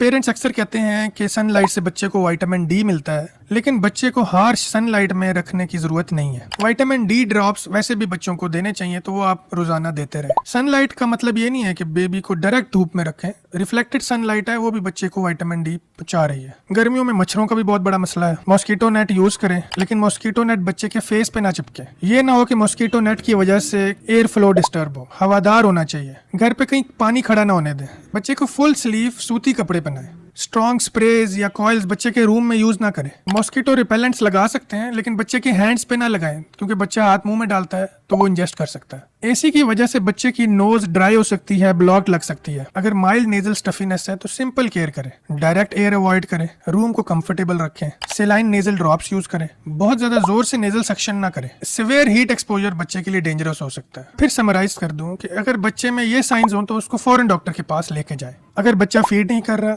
वेट डायपर्स कम हो रहे हैं, अगर बच्चा सुस्त हो रहा है, बहुत तेज सांस ले रहा है, उल्टी कर रहा है, उसका टेम्परेचर बहुत ज्यादा लग रहा है, अगर उसको बहुत ज्यादा हीट रैश हो गया है या डायपर रैश बहुत ज्यादा हो गया है, आपको लग रहा है कि बेबी नॉर्मल नहीं लग रहा, ठीक नहीं है, फौरन डॉक्टर को चेक करवाएं। समर केयर की चेक लिस्ट बताता हूँ। डेली केयर में क्या क्या आपने चीजों का ख्याल रखना है। सबसे पहले रूम देख लेते हैं। रूम का टेम्परेचर कंफर्टेबल होना चाहिए। डायरेक्ट एसी या फैन के नीचे नहीं लेटाना। रूम वेंटिलेटेड होना चाहिए। सफोकेशन नहीं होनी चाहिए। बच्चे के जो कपड़े हैं बहुत ज्यादा टाइट नहीं होने चाहिए। सिंगल लेयर भी काफी है। लाइट कलर के होने चाहिए। लाइट कलर के कपड़े और खुले कपड़े हों। ओवर रैप नहीं करना। और अगर पसीने से कपड़े गीले हो जाएं तो फौरन चेंज कर दें। 6 महीने से छोटे बच्चे को सिर्फ दूध पिलाएं। पानी की जरूरत नहीं है। दूध की फ्रीक्वेंसी बढ़ा दें, बार बार पिलाएं। बच्चे की स्किन का ख्याल कैसे रखना है? एक तो कमरे का टेम्परेचर सही रखना है, स्किन फोल्ड्स को ड्राई रखना है, बैरियर क्रीम यूज करनी है, डायपर फौरन चेंज कर देना चाहिए। बहुत ज्यादा ऑयलिंग ना करें, टैल्कम पाउडर ना लगाएं, बच्चे को डायरेक्ट सनलाइट में ना रखें, कभी भी बच्चे को पार्क्ड कार में ना छोड़ें, डेंजर साइंस को मॉनिटर करते रहें। अस्सलाम वालेकुम। अक्सर वालिदैन हमारे पास आते हैं और हमसे पूछते हैं कि हमारे बच्चे को नजला है, जुकाम है, खांसी है, क्या हम उसे केला दे सकते हैं? या वो ये पूछते हैं कि सर्दियों में बच्चों को केला दे सकते हैं, क्या वो रेशा करता है, क्या केला खाने की वजह से जुकाम और खांसी ज्यादा होता है? और अक्सर ये पूछते हैं कि हम रात के वक्त में बच्चों को केला नहीं देते कि कहीं बच्चों को रेशा ना हो जाए, तो इसमें क्या सच्चाई है? आज हम देखते हैं कि क्या वाकई केला खाने से रेशा बढ़ता है। आज जो हम बात करेंगे साइंस और रिसर्च पे मबनी होगी, एविडेंस बेस्ड बात करेंगे इंशाल्लाह। इसमें कोई मेरी अपनी राय शामिल नहीं होगी, आप जाके लिटरेचर चेक भी कर सकते हैं। सबसे पहले मैं आपको बताता चलूं कि रेशा क्या होता है। आपने अक्सर सुना होगा कि जख्म खराब हो गया, उसमें पीप पड़ गई या रेशा पड़ गया, तो ये वो वाला रेशा नहीं होता। ये वो रेशा है जिसे हम मेडिकल जुबान में म्यूकस कहते हैं। तो म्यूकस वो पानी की तय होती है जो नाक और सांस की नालियों में मौजूद होती है। ये हिफाजती तय अल्लाह ने बनाई है ताकि जो वायरस और बैक्टीरिया जिस्म में दाखिल हो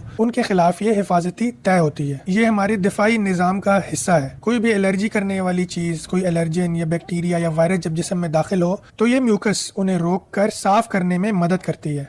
जब बच्चों को मुख्तलिफ बीमारियां होती हैं जैसे कि एलर्जी, वायरल या बैक्टीरियल खांसी, नज़ला, जुकाम, तो उन कंडीशंस में बच्चे का म्यूकस आम रूटीन से बढ़ जाता है। यानी ये हिफाजती तय बढ़ जाती है ताकि एलर्जन को या वायरस या बैक्टीरिया को जल्दी से साफ किया जा सके। इसको हम म्यूकस कहते हैं। ना ये रेशा है, ना पीप है, ना कोई नुकसानदेह चीज है। आम जुबान में क्योंकि इसे रेशा कहा जाता है तो हम ये समझते हैं ये कोई नुकसानदेह चीज है, हालांकि ये हमारे फायदे की चीज है और हमारे दिफाई निज़ाम का इम्पोर्टेंट हिस्सा है। अब आते हैं असल सवाल की तरफ, क्या केला खाने से रेशा बढ़ता है? तो इसका जवाब है बिल्कुल नहीं। ऐसी कोई साइंसी वजह या रिसर्च नहीं है जिसमें बताया हो कि केला खाने से रेशा बढ़ता है। केले में vitamin C, vitamin B6, fibre और नेचुरल कार्बोहाइड्रेट्स होते हैं जो बच्चे के लिए इंतहाई मुफीद होते हैं। ये सब बच्चों की सेहत बेहतर करते हैं और उनके दिफाई निज़ाम को बेहतर करते हैं। केला खाने के बाद उसका नरम सा टेक्सचर जुबान पे और मुंह में महसूस होता है। शायद उस वजह से ये कंफ्यूजन है कि शायद केला रेशा करता है और ये फेफड़ों में जाके जम जाता है, लेकिन ये फैक्ट नहीं है। केला मैदे में जाके हजम हो जाता है, इसके अज्जा टूट कर खून में शामिल हो जाते हैं और बच्चे की नशो नुमा में फायदेमंद होते हैं। ये बराह रास्त फेफड़ों में नहीं जाता और ना वहाँ जाके जमता है। अलबत्ता ये जरूर मुमकिन है कि हजारों में से एक बच्चे को केले से एलर्जी हो। जैसे आपने सुना होगा कुछ बच्चों को नट से एलर्जी होती है, मूंगफली से एलर्जी होती है, किसी भी इंसान को किसी भी चीज से एलर्जी हो सकती है। तो अगर आपके बच्चे को केले से एलर्जी है, केला खाने के बाद उसको छींकें आती है, जिस्म पे खारिश होती है, तो आप बच्चे को केला मत दें। इसके अलावा केले का नज़ला, जुकाम, खांसी से, रेशे से कोई ताल्लुक नहीं है। ना ये बीमारी पैदा करता है, ना बीमारी को बढ़ाता है, ना ही जिस्म में रेशा करता है। ये एक महफूज ग़िज़ा है जिससे आप बच्चे को बसानी दे सकते हैं। इन तमाम मालूमात मालूमात के बाद भी कुछ लोग हो सकता है मेरी बात से एग्री ना करें, तो उनके लिए हम हदायत की दुआई कर सकते हैं। उम्मीद है आपको ये वीडियो पसंद आई होगी। मेरी एक और वीडियो चेक करें, इंशाल्लाह आपको फायदा होगा। आज का हमारा टॉपिक है road traffic accidents, particularly motorcycle accidents. जैसा कि आप सबको पता है, पाकिस्तान में मोटरसाइकिल्स बहुत ज्यादा हो चुकी हैं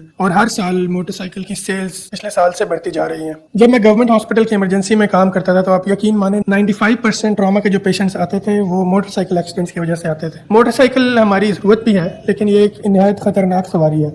अगर हम इस खतरे से बचने के लिए 4 तदबीरें अपनाएं, जो कि मैं आगे चल के आपको बताऊंगा, तो हम देखेंगे कि ये हादसा निहायत कम हो जाएंगे। तो सबसे पहला काम आपने ये कर रहे हैं कि हेलमेट पहनना है। तो मैंने देखा है 80% लोग हेलमेट का इस्तेमाल नहीं करते। हेलमेट का फायदा यही है कि अगर खुदा न खास्ता गिरे तो हेड इंजरी से बचाता है। दूसरा बहुत जरूरी काम ये है कि रियर व्यू मिरर्स लगे होने चाहिए, और 90% ऑफ द बाइक्स जो मैंने पाकिस्तान में देखी हैं उनमें रियर व्यू मिरर्स बिल्कुल नहीं होते। मुझे समझ नहीं आती कि रियर व्यू मिरर के बगैर ड्राइविंग या मोटरसाइकिल कैसे चला सकते हैं, क्योंकि आपने अगर कहीं भी मुड़ना है तो आपको नहीं पता कि फॉर एग्जाम्पल आपने राइट मुड़ना है तो आपको नहीं पता कि राइट से क्या चीज आ रही है। तो ज्यादातर लोग ऐसे पीछे मुड़ के देखते हैं। तो मुझे ये समझ नहीं आती, जब आप पीछे मुड़ के देख रहे हैं और मोटरसाइकिल चल रही है तो आगे आगे किसकी नजर है। हादसा का बहुत कॉमन वजह यही है कि हमारे पास रियर व्यू मिरर्स नहीं है। जब भी हमने मोटरसाइकिल चलाते हुए मोड़ काटना है तो रियर व्यू मिरर मस्ट है। तीसरी ये तदबीर है कि फ्रंट सेफ गार्ड होना लाजमी है। फ्रंट सेफ गार्ड बेसिकली जब भी अगर खुदा न खास्ता बाइक स्लिप हो जाए या गिर जाए तो फ्रंट सेफ गार्ड टांग पे चोट लगने से बचाता है। और चौथी चीज जिसका आपने ख्याल रखना है वो चेन सेफ गार्ड है और व्हील सेफ गार्ड है। आपने बहुत दफा सुना होगा कि लेडीज जो बाइक पे पीछे बैठी होती हैं उनका दुपट्टा या बाया चेन में या व्हील में फंस गया और निहायत बुरी तरह से एक्सीडेंट हुआ। एक दफा हमारे मुशाहिदे में ये आया कि एक 14 साल की लड़की का दुपट्टा व्हील में फंस गया और वो बच्ची उलट कर व्हील के साथ जाकर लग गई और उसका दुपट्टा उसके गले में फंदा बन गया। इतने जोर का फंदा बना कि उसका सांस बिल्कुल रुक गया। बड़ी मुश्किल से हमने तेजदार धारे से दुपट्टे को काटा और ट्रॉमा सेंटर पहुंचाया। मेरा अपना भाई एक दफा बाइक में जा रहा था, उसका पाँव आ गया व्हील में और बहुत जख्म बने और काफी अर्सा वो चलने से काफिर रहा। तो ये 4 तदबीरें ऐसी हैं जिनको अगर आप अपना लें तो काफी हद तक आप इन खतरनाक वाकयात से बच सकते हैं। तो एक 5वां तरीका है जो मैं ऐड करता हूँ जिससे आप डिसएग्री कर सकते हैं, वो ये है कि मैं समझता हूँ कि बाइक के जो हादसा हैं इनकी एक बड़ी वजह ये है कि बाइक एक 2 व्हील सवारी है। 2 व्हील सवारी के होने की वजह से यंग लोग छोटे मोटे रास्तों से तेजी से गुजारते हैं और स्लिप होते हैं और एक्सीडेंट का खतरा होता है। तो मेरा ये ओपिनियन है हर मोटरसाइकिल को ट्राईसाइकिल में कन्वर्ट कर देना चाहिए। 3 पहियों वाली मोटरसाइकिल बना देनी चाहिए ताकि उसमें स्टेबिलिटी आ जाए और वो बार बार गिरे मत। आपसे ये भी गुजारिश है कि बिल्कुल 1 व्हीलिंग ना करें। खासतौर पे जो पिंडी बॉयज स्कूल मशहूर हो गए हैं आजकल के 1 व्हीलिंग करते हैं, ये बिल्कुल अच्छी बात नहीं है। इसको बिल्कुल एक्सेप्ट ना करें, इसको बिल्कुल कूल ना समझें, बल्कि हम तो इसको एक बीमारी मानते हैं। क्योंकि हर ईद पे हर 14 अगस्त पे इमरजेंसी में ऐसे केसेस आते हैं जो 1 व्हीलिंग कर रहे थे और खतरनाक हादसे का शिकार होते हैं। एक दफा हम इमरजेंसी में ड्यूटी कर रहे थे तो 7 बहनों का एक इकलौता भाई आया, वो 1 व्हीलिंग करते हुए गिरा और उसकी रीढ़ की हड्डी पे चोट आई और वो बिल्कुल पैरालाइज हो चुका। आपने अक्सर देखा होगा कि अगर कट लग जाता है तो हम अक्सर उस पे स्टेरी स्ट्रिप्स अप्लाई कर देते हैं। अगर आपके जख्म पे स्टेरी स्ट्रिप्स अप्लाई की गई हैं तो उनकी केयर आपने कैसे करनी होगी।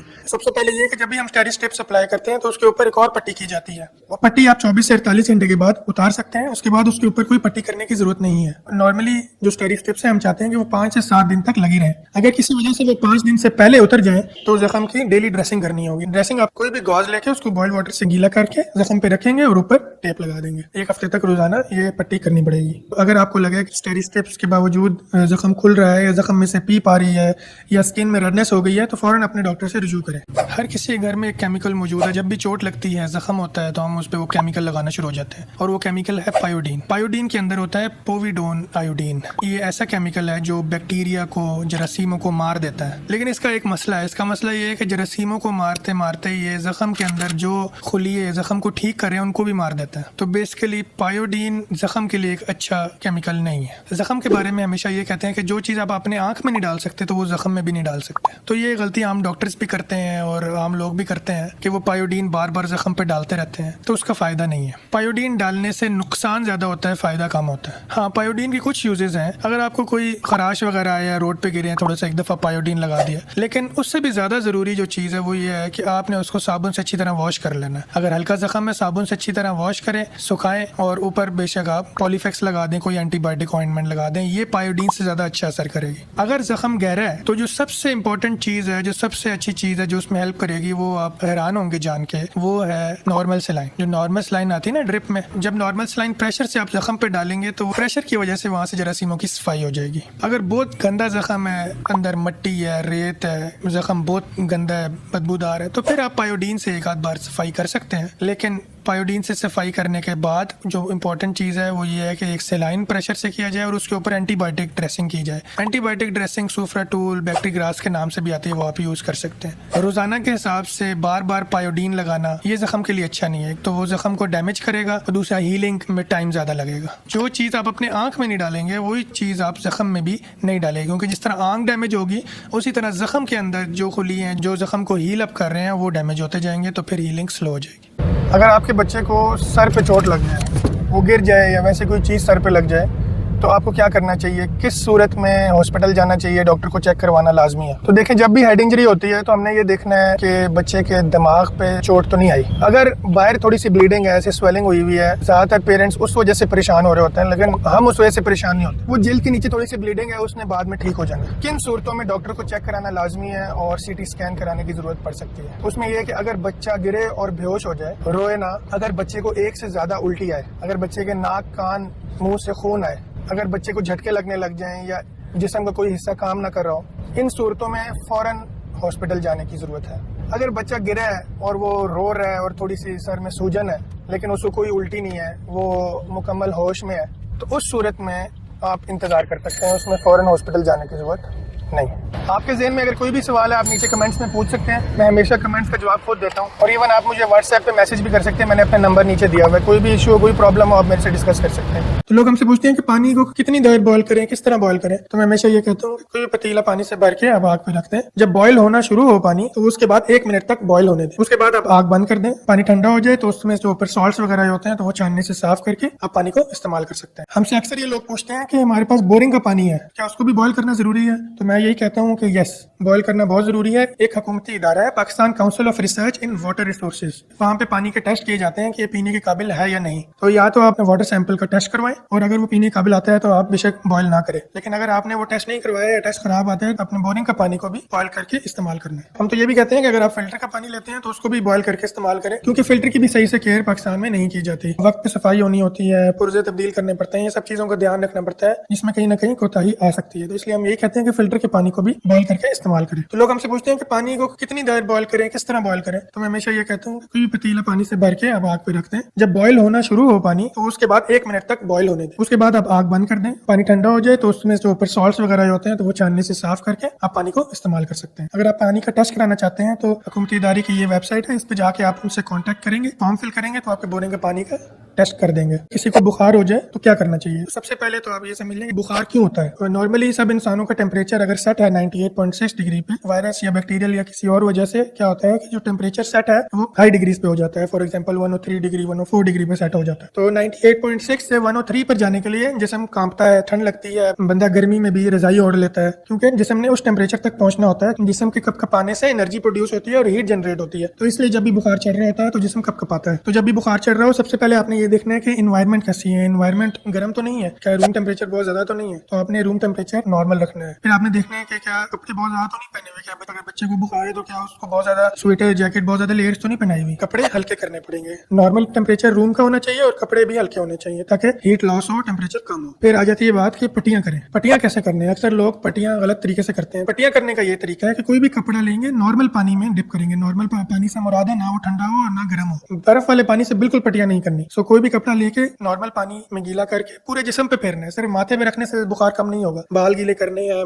चेहरे पे फेरना है, छाती पे, पेट पे, टांगों पे, पूरे जिस्म पे फेरना है। और एक दफा नहीं फेरना, बार बार कपड़ा गीला करके फेरते रहना है। बार बार क्यों फेरना है? कि हम चाहते हैं कि बार बार जिस्म गीला हो और एवेपोरेशन हो। Evaporation causes cooling. So basically हम ठंडा पानी नहीं लगा रहे, हम नॉर्मल पानी लगा रहे हैं जो एवेपोरेट करेगा और जिस्म को कूल करेगा। इन चीजों के बावजूद बुखार तेज है तो आपने मेडिसिन भी साथ इस्तेमाल करनी है। मुख्तलिफ मेडिसिन आप इस्तेमाल कर सकते हैं, लाइक पैरासीटामोल, आइबुप्रोफेन। अगर बच्चा उल्टियां कर रहा हो, किसी वजह से मेडिसिन ना ले रहा हो, तो फिर हम रेक्टल सपोजिटरी भी दे सकते हैं। अगर इन सब चीजों के बावजूद बुखार कम ना हो रहा हो तो बच्चे को इंजेक्शन भी लगाना पड़ सकता है और ड्रिप भी लगानी पड़ सकती है। एक मरतबा एक 5 साल का बच्चा इमरजेंसी में लाया गया।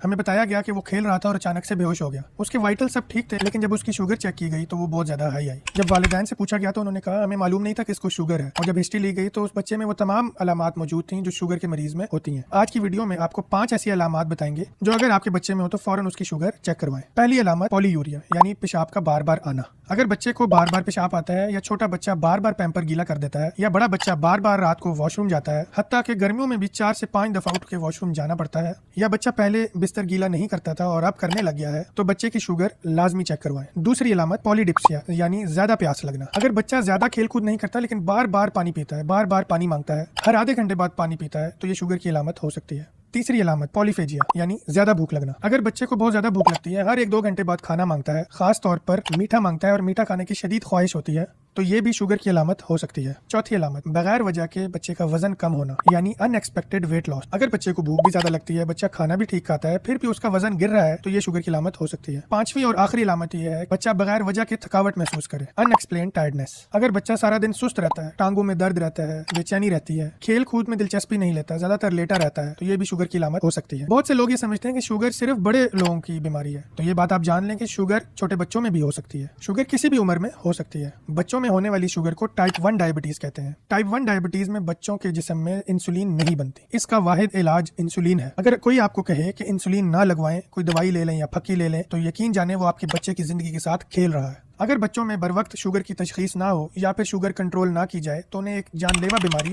डायबिटिक कीटोएसिडोसिस हो सकती है। यही मसला इस बच्चे के साथ हुआ जिसकी मिसाल मैंने आपको दी। अक्सर वालिदैन को शुगर के अलामात का पता नहीं होता, और जब बच्चे की शुगर बहुत ज्यादा बढ़ जाए यानी 500 या 600 से भी ऊपर हो जाए, तो वो बेहोश हो जाता है, फिर उसे इमरजेंसी में लेकर आना पड़ता है। तो पेरेंट्स, अगर आपके बच्चे में इन 5 में से एक भी अलामत है, तो डॉक्टर को जरूर चेक करवाएं और इसका शुगर टेस्ट करवाएं, और इस वीडियो को दूसरे वालिदैन के साथ लाजमी शेयर करें। कुछ दिन पहले क्लिनिक पे मैंने एक इंटरेस्टिंग पेशेंट देखा, तो मैंने सोचा आपसे डिस्कस कर लूँ। तो एक 10 साल का बच्चा आया, उसको जो मेजर कंप्लेंट थी वो ये थी कि उसको पसीना बहुत ज़्यादा आता था। ये आप हाथ देख सकते हैं, अभी मैंने इसका टिश्यू से साफ़ करवाया है और इस पर पसीना आने लग गया फ़ौरन से। ये देखिए इसके कितना ज़्यादा पसीना। मैंने जब ये आया, मैंने इससे हाथ मिलाया तो ऐसा लगा जैसे अभी भी हाथ धो के आया। ये देखा आपने, ऐसे एकदम से इसका ये पसीना आ रहा है। ये ना पेपर भी लिखते हुए, नोटबुक पे लिखते हुए बड़ा मसला होता है। इसके टीचर्स भी इसको गुस्सा करते हैं, लेकिन ये तो बेचारे कंट्रोल में तो नहीं है। देखिए, आपने बहुत से लोगों से सुना होगा, यार हमें बहुत पसीना आता है, हमें बार बार नहाना पड़ता है, हमारे कपड़े हर वक्त गीले हो जाते हैं। एज ए डॉक्टर हमने भी बहुत ज़्यादा सुना हुआ है, लेकिन जो उसकी हिस्ट्री में इंटरेस्टिंग बात थी, वो आगे हिस्ट्री में पता चली कि इसको कितना पसीना आता है कि ये बच्चा शूज़ नहीं पहन सकता है, बंद शूज़ नहीं पहन सकता। जिसको इतना पसीना आता है कि ये पेपर नहीं दे सकता, एग्जाम नहीं दे सकता। तो अगर ये एग्जाम देता है तो पूरा कागज एग्जामिनेशन पेपर पूरा हो जाता है और छोटा। मेनली पसीना हाथों में और पाँव में आता है, और हाथों की हथेलियों में और पाँव के तलवों में। उसको मैंने हाथ चेक किए तो बिल्कुल भी नहीं। मैंने कहा अच्छा चलो चलता है, मैंने उसका टिश्यू लेके हाथ सुखा दिया। अब यकीन मानिए विदिन 10 सेकेंड्स वो बिल्कुल गीला हो गया उसका हाथ। ये ऐसी कंडीशन जिसकी वजह से उसकी क्वालिटी ऑफ लाइफ बहुत हद तक मुतासर हो रही है। तो उस बीमारी को कहते हैं हाइपरहाइड्रोसिस, यानी ज़्यादा पसीना आना। अब हाइपरहाइड्रोसिस जो है ये प्राइमरी भी हो सकती है और सेकेंडरी। प्राइमरी ज़्यादा कॉमन है। प्राइमरी का मतलब ये है कि बच्चे का पैदाइशी मसला है, इसके पीछे कोई बीमारी नहीं है जिसकी वजह से हो रही है यही बीमारी। दूसरा होता है सेकेंडरी। सेकेंडरी का मतलब ये है कि बच्चे को बीमारी है जिसकी वजह से उसको ज़्यादा पसीना आ रहा है, यानी हाइपरटेंशन हो सकती है, ब्लड प्रेशर का मसला हो सकता है जिसकी वजह से बच्चे को पसीना आ रहा है, थायराइड का मसला हो सकता है, थायराइड हार्मोन ज़्यादा हो उसमें पसीना ज़्यादा आ सकता है। लेकिन ये बहुत कम केसेस में, ज़्यादातर प्राइमरी होता है, उसकी कोई एग्जैक्ट कॉज पता नहीं चलती, और ये होता पैदाइश है, लेकिन ये आमतौर पर जो जाहिर होता है ये 5 से 10 साल की उम्र में जाहिर होता है। हम इसकी ट्रीटमेंट क्या कर सकते हैं? देखिए, एंटीपर्स्पायरेंट क्रीम्स होती है, ठीक है, वो आप यूज़ कर सकते हैं। अगर थायराइड का मसला है आप उसका दवाई इस्तेमाल कर सकते हैं, अगर बीपी का मसला है उसकी दवाई इस्तेमाल कर सकते हैं। लेकिन ज़्यादातर इसमें जो मेन ट्रीटमेंट है वो सर्जिकल है, क्योंकि देखिए अब वो इतना उसकी क्वालिटी ऑफ लाइफ डिस्टर्ब है कि वो एग्जामिनेशन पेपर नहीं दे सकता। तो आप सोचें उसको ज़िंदगी में और कितनी तकलीफ का सामना होता होगा। वो बंद जूते नहीं पहन सकता, और हर वक्त उसको अपने हाथ में भी कपड़ा रखना पड़ता है, और वो हर सेकंड बाद साफ करता है। तो उसकी जो ट्रीटमेंट है वो सर्जिकल है। सर्जिकल में हमने उसको ऑप्शन बताई है कि एक चेस्ट में एक नर्व्स होती हैं, अगर उनको कट कर दिया जाए, अगर उन नर्व्स को कट कर दिया जाए तो स्वेटिंग बहुत हद तक कम हो जाती है, यानी ज़िंदगी तब्दील हो जाती है इंसान की। तो उसमें क्या करते हैं कि मिनिमल एक्सेस सर्जरी है, मिनिमल इन्वेसिव सर्जरी है, की होल सर्जरी जैसे कहते हैं। चेस्ट में एक कैमरा डाला जाता है और 2 कोर्स के जरिए जिनसे आपने ऑपरेशन करना है वो करके जो नर्व होती है उसको आइडेंटिफाई करके वो लंग के पीछे वर्टिब्रल कॉलम के साथ आपकी नर्व पड़ी होती है, बेसिकली सिंपैथेटिक चेन बोलते हैं उसको जब आप कट कर देते हैं तो उसके बाद मरीज बहुत बेहतर होगी। तो हमने उनको गाइड किया, कोई टेस्ट वगैरह लिखते हैं, उनको गाइड किया इसका ऑपरेशन करें, इसकी जिंदगी बहुत बेहतर होगी। वो बहुत परेशान हो गई कि उसका ऑपरेशन होगा और चेस्ट का ऑपरेशन होगा, उनको समझाया लेकिन उसका इंशाल्लाह फायदा होगा बच्चे को। डॉक्टर साहब, सर्दियों में बच्चों को किस तरह के कपड़े पहनाने चाहिए? बच्चे को कैसे ड्रेसअप करें कि उसको ठंड न लगे और सर्दियों में बार बार बीमार ना हो? अगर आपके घर में छोटा बच्चा है या आपके बच्चे की ये पहली सर्दियां हैं तो इस वीडियो को एंड तक देखें। इस वीडियो में मैं आपको ऐसी 5 टिप्स देने लगा हूं जिन पर अगर आप अमल करेंगे तो आपके बच्चे को सर्दी नहीं लगेगी और वो ठंड से बचा रहेगा। सबसे पहले और जरूरी टिप ये है कि बच्चे को एक ही मोटा कपड़ा, एक ही मोटा स्वेटर पहनाने से बेहतर है कि बच्चे को मुख्तलिफ लेयर्स में कपड़े पहनाए। अक्सर वालिदैन ये गलती करते हैं कि सर्दियों में बच्चे को एक मोटा कपड़ा या स्वेटर पहना देते हैं और फिर बच्चे को ठंड लग जाती है। ऐसा कभी ना करें, ऐसे बच्चे को सर्दी लग सकती है और वो बीमार हो सकता है। हमेशा कपड़ों को लेयर्स की सूरत में पहनाएं। लेयर्स का फायदा ये है कि कपड़ों के बीच में हवा फंस जाती है और वो इंसुलेशन का काम करती है। इससे बच्चा आरामदेह रहता है, उसको ठंड नहीं लगती और वो बीमार नहीं होता। दूसरी टिप ये है कि बच्चे को कितनी लेयर्स पहनाएं। तो इसका एक आसान सा असूल ये है कि 1 एक्स्ट्रा लेयर, यानी जितनी लेयर्स आपने पहनी हुई हैं जिसमें आप कंफर्टेबल हैं, तो छोटे बच्चे को उससे एक इजाफी लेयर पहनाएं। तीसरी टिप ये है कि जो सबसे अंदरूनी लेयर है वो ऊन की नहीं होनी चाहिए, ना पॉलिएस्टर की होनी चाहिए। सिंथेटिक फाइबर, पॉलिएस्टर या ऊन की अगर आप इनर लेयर यूज करेंगे, सबसे अंदरूनी लेयर यूज करेंगे तो उससे बच्चे को एलर्जी हो सकती है। इस बात को यकीनी बनाएंगे जो सबसे अंदर वाली लेयर है वो कॉटन की हो और अच्छे कॉटन की हो और हल्की हो, ताकि बच्चे की जिल्द को एलर्जी ना हो, वो चिड़चिड़ा ना हो और जो पसीना आए वो आराम से जज्ब हो जाए। कॉटन के ऊपर आप फुल स्लीव शर्ट पहना सकते हैं और उसके ऊपर ऊन का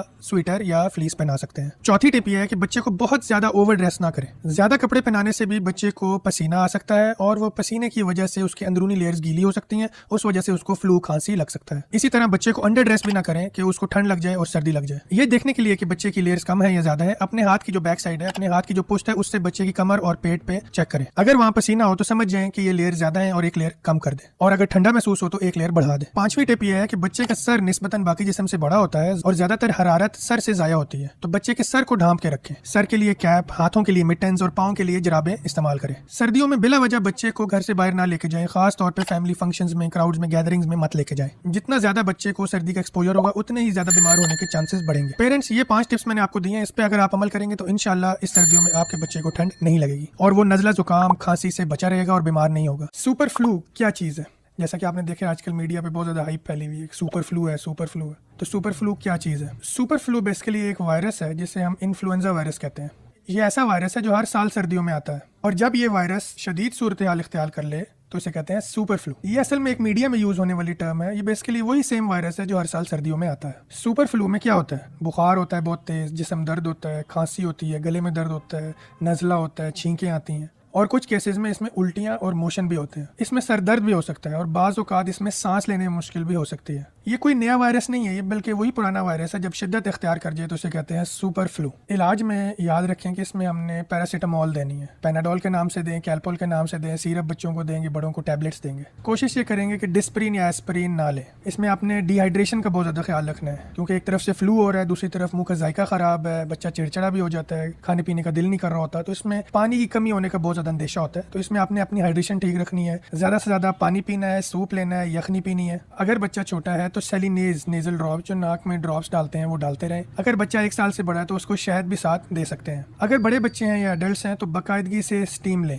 अगर बच्चा या बड़ा बहुत ज़्यादा उल्टियाँ कर रहा हो, निढाल हो जाए, सांस लेने में मुश्किल हो रही हो, तेज तेज सांस ले रहा हो, अगर बुखार कंट्रोल ना हो रहा हो दवाइयों से, फौरन डॉक्टर को चेक करें। ज़्यादातर ये 5 से 7 दिन फ्लू चलता है, इसके बाद लोग बेहतर होना शुरू हो जाते हैं, लेकिन कुछ लोगों में ये अलामात 10 दिन तक भी रह सकती हैं। ज़्यादा मुतासर होने वाले इसमें वो बच्चे हो सकते हैं जो नौज़ायदा पैदा हो, यानी प्री टर्म हो, ज़्यादा छोटे हों, यानी जो न्यूनेट होते हैं, छोटे बच्चे, 6 महीने से छोटे बच्चे, वो इसमें ज़्यादा इफेक्ट हो सकते हैं। या जिनमें कुव्वत मुदाफ़त की कमी हो, कोई और बीमारी चल रही हो जिसका इलाज चल रहा हो, या फिर वो स्टीरॉइड्स पे हो। और एडल्ट्स में भी ऐसा ही है, ज़्यादा मुतासर होने के इम्कानात उनमें ज़्यादा हैं जो पहले किसी बीमारी से लड़ रहे हैं, कोई दिल का आर्जा है, कोई सांस का, दमे का पहले से ही मसला चल रहा है, कोई जिगर का मर्ज लायक है, तो उनको ज़्यादा एहतियात करने की ज़रूरत है। हामला ख़वातीन को भी इसमें बहुत ज़्यादा एहतियात करने की ज़रूरत है। तो इसमें एहतियात कैसे करनी है? एहतियात आपने ऐसे करनी है कि अपना हाथ हमेशा साफ रखने हैं, हाथों को बार बार साबुन से धो के रखें। अगर किसी को फ्लू या खांसी है तो बच्चों को प्यार मत करें, और अगर क्राउडेड स्पेसेस में जाएं, पहले तो कोशिश करें कि क्राउडेड स्पेसेस में इस मौसम में मत जाएं, लेकिन अगर जाना है तो मास्क पहने। फ्लू से बचाव का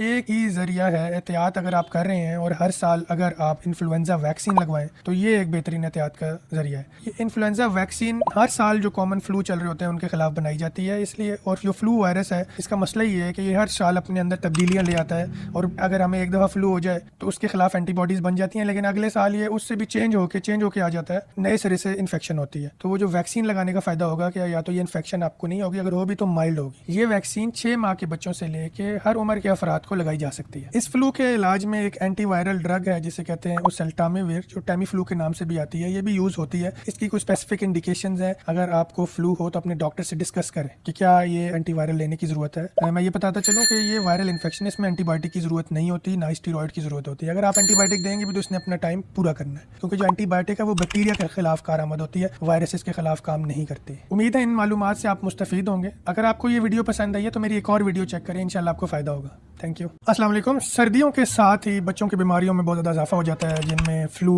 खांसी, छींकें, बुखार, नमूनिया, इसके अलावा जिल्द के अमराज और एलर्जीज भी शामिल हैं। बच्चों को इन तमाम बीमारियों से बचाने के लिए क्या हिफाजती तदाबीर इस्तेमाल करनी चाहिए, और अगर उनको कोई पेचीदगी, कोई बीमारी हो जाए तो उसमें आपको क्या करना चाहिए। मेरा नाम डॉक्टर उमैर है। आइए डिस्कस करते हैं कि विंटर्स में बच्चों की केयर कैसे की जाए। सबसे पहले बात करते हैं बच्चों की स्किन केयर के बारे में। सर्दियों में बच्चों की स्किन का ख्याल कैसे रखा जाए। तो सबसे पहले आपने इस चीज़ का ख्याल रखना है कि जो आप साबुन, सोप आप यूज़ करें वो मॉइस्चराइजिंग सोप हो, जैसे कि डव सोप है। अगर आप आम सोप यूज़ करेंगे तो उससे बच्चे की जिल्द पे ड्राइनेस होगी और एलर्जीज का चांस बढ़ जाएगा। और नहाने के बाद बच्चे की स्किन पे मॉइस्चराइजर जरूर लगाएं। सबसे आसान वाली है कि पेट्रोलियम जेली होती है वो अच्छी तरह बच्चे की स्किन पे लगाएं। दिन में 2 से 3 मरतबा पेट्रोलियम जेली जरूर लगाएं ताकि बच्चे की जिल्द ड्राई ना हो और ड्राई होने से एलर्जीज ना हो। अच्छा, हमने देखा है कि कुछ लोग हमारे पास क्लिनिक पे आते हैं, वो हफ्तों गुजर जाते हैं, इवन महीनों गुजर जाते हैं, पूरी सर्दियां बच्चे को नहलाते नहीं, इस डर से कि ठंड लग जाएगी, इस डर से कि बच्चे को निमोनिया ना हो जाए, बच्चे से इंतहाई सख्त बू आ रही होती है, बदबू आ रही होती है। तो देखें, ये आपने हरगिज नहीं करना। बच्चे को नहलाना जरूरी है, नहीं नहलाएंगे तो गंदगी होगी और जरासीम बनेंगे। अगर धूप अच्छी है तो रोज भी नहला सकते हैं, नहीं तो हफ्ते में 2 से 3 मरतबा जरूर नहलाएं।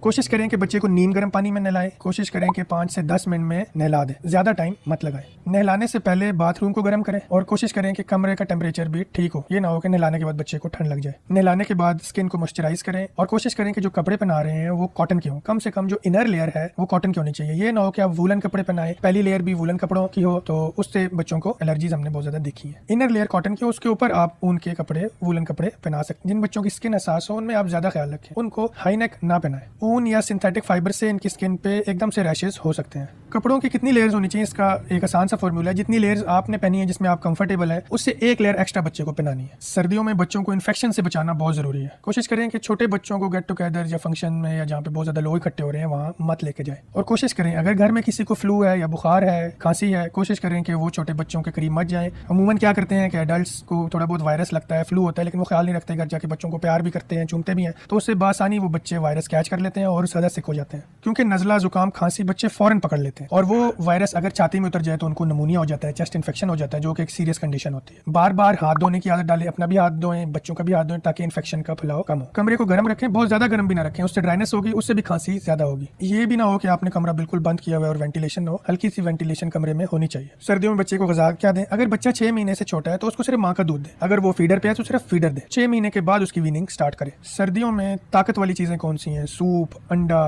गोश्त, दालें, ये चीजें बच्चों को रेगुलर दें। कोल्ड ड्रिंक्स और डब्बे के जूस से परहेज करें। ड्राई फ्रूट, अंडा और बीन्स बच्चों के लिए बहुत मुफीद है। अगर बच्चे की नाक बंद हो तो सलाइन ड्रॉप्स इस्तेमाल करें। उसका क्या तरीका है कि आपने 2 से 3 कतरे दोनों तरफ नाक में डालने हैं और ऐसे 30 सेकंड मसाज करना है और बच्चे को स्टीम देनी है। नाक को बार बार साफ करें ताकि बच्चे को सांस लेने में मुश्किल ना हो। सर्दियों में बच्चों को कॉटन की सॉक्स पहनाएं। अगर वुलन सॉक्स पहनानी है तो नीचे पहले कॉटन की सॉक्स पहनाएं, फिर वुलन सॉक्स पहनाएं ताकि बच्चे को एलर्जी ना हो। अगर मौसम साफ हो और फॉग ना हो तो बच्चे को रोजाना 15 से 20 मिनट धूप लगवाएं। बच्चों के होंठों पे पेट्रोलियम जेली लगाएं ताकि वो ड्राई ना हो, क्रैक ना हो। बच्चों का पैम्पर बार बार तब्दील करें। ये ना हो कि पैम्पर यूरिन से भरा हुआ है तो उससे भी बच्चों को एलर्जीज होती हैं और ठंड लगने का अंदेशा होता है। डायपर वाली जगह पे जिंक ऑक्साइड क्रीम लगाएं। रैशनल क्रीम लगा सकते हैं, पीट्स क्रीम के नाम से आती है, सूडो क्रीम लगा सकते हैं। तो ये सारी क्रीम्स हैं जिनमें जिंक होता है, तो ये आप रेगुलरली बच्चे की जेल पे, नैपी वाली जेल पे लगाते रहे। कुछ ऐसी अलामात हैं जो आपको पता होनी चाहिए। अगर बच्चे में हो तो फौरन आपने डॉक्टर को चेक कराना है। अगर बच्चा निढाल हो रहा है, अगर उसको बुखार बहुत तेज हो रहा है, अगर उसको सांस लेने में तकलीफ हो रही है, सांस तेज तेज ले रहा है, अगर बच्चे को बुखार बहुत तेज है, अगर बच्चा उल्टियां कर रहा है, अगर वो फीडिंग ठीक से नहीं कर रहा, बहुत कम फीड कर रहा है, इतना कम फीड कर रहा है कि उसका यूरिन भी कम बन रहा है, पैम्पर कम गीले कर रहा है, तो फौरन डॉक्टर को चेक करवाएं। मैं उम्मीद करता हूँ ये मालूमात आपके लिए मुफीद होंगी। अगर आपको ये वीडियो पसंद आई है तो मेरी एक और वीडियो चेक करें, इंशाल्लाह आपको फायदा होगा।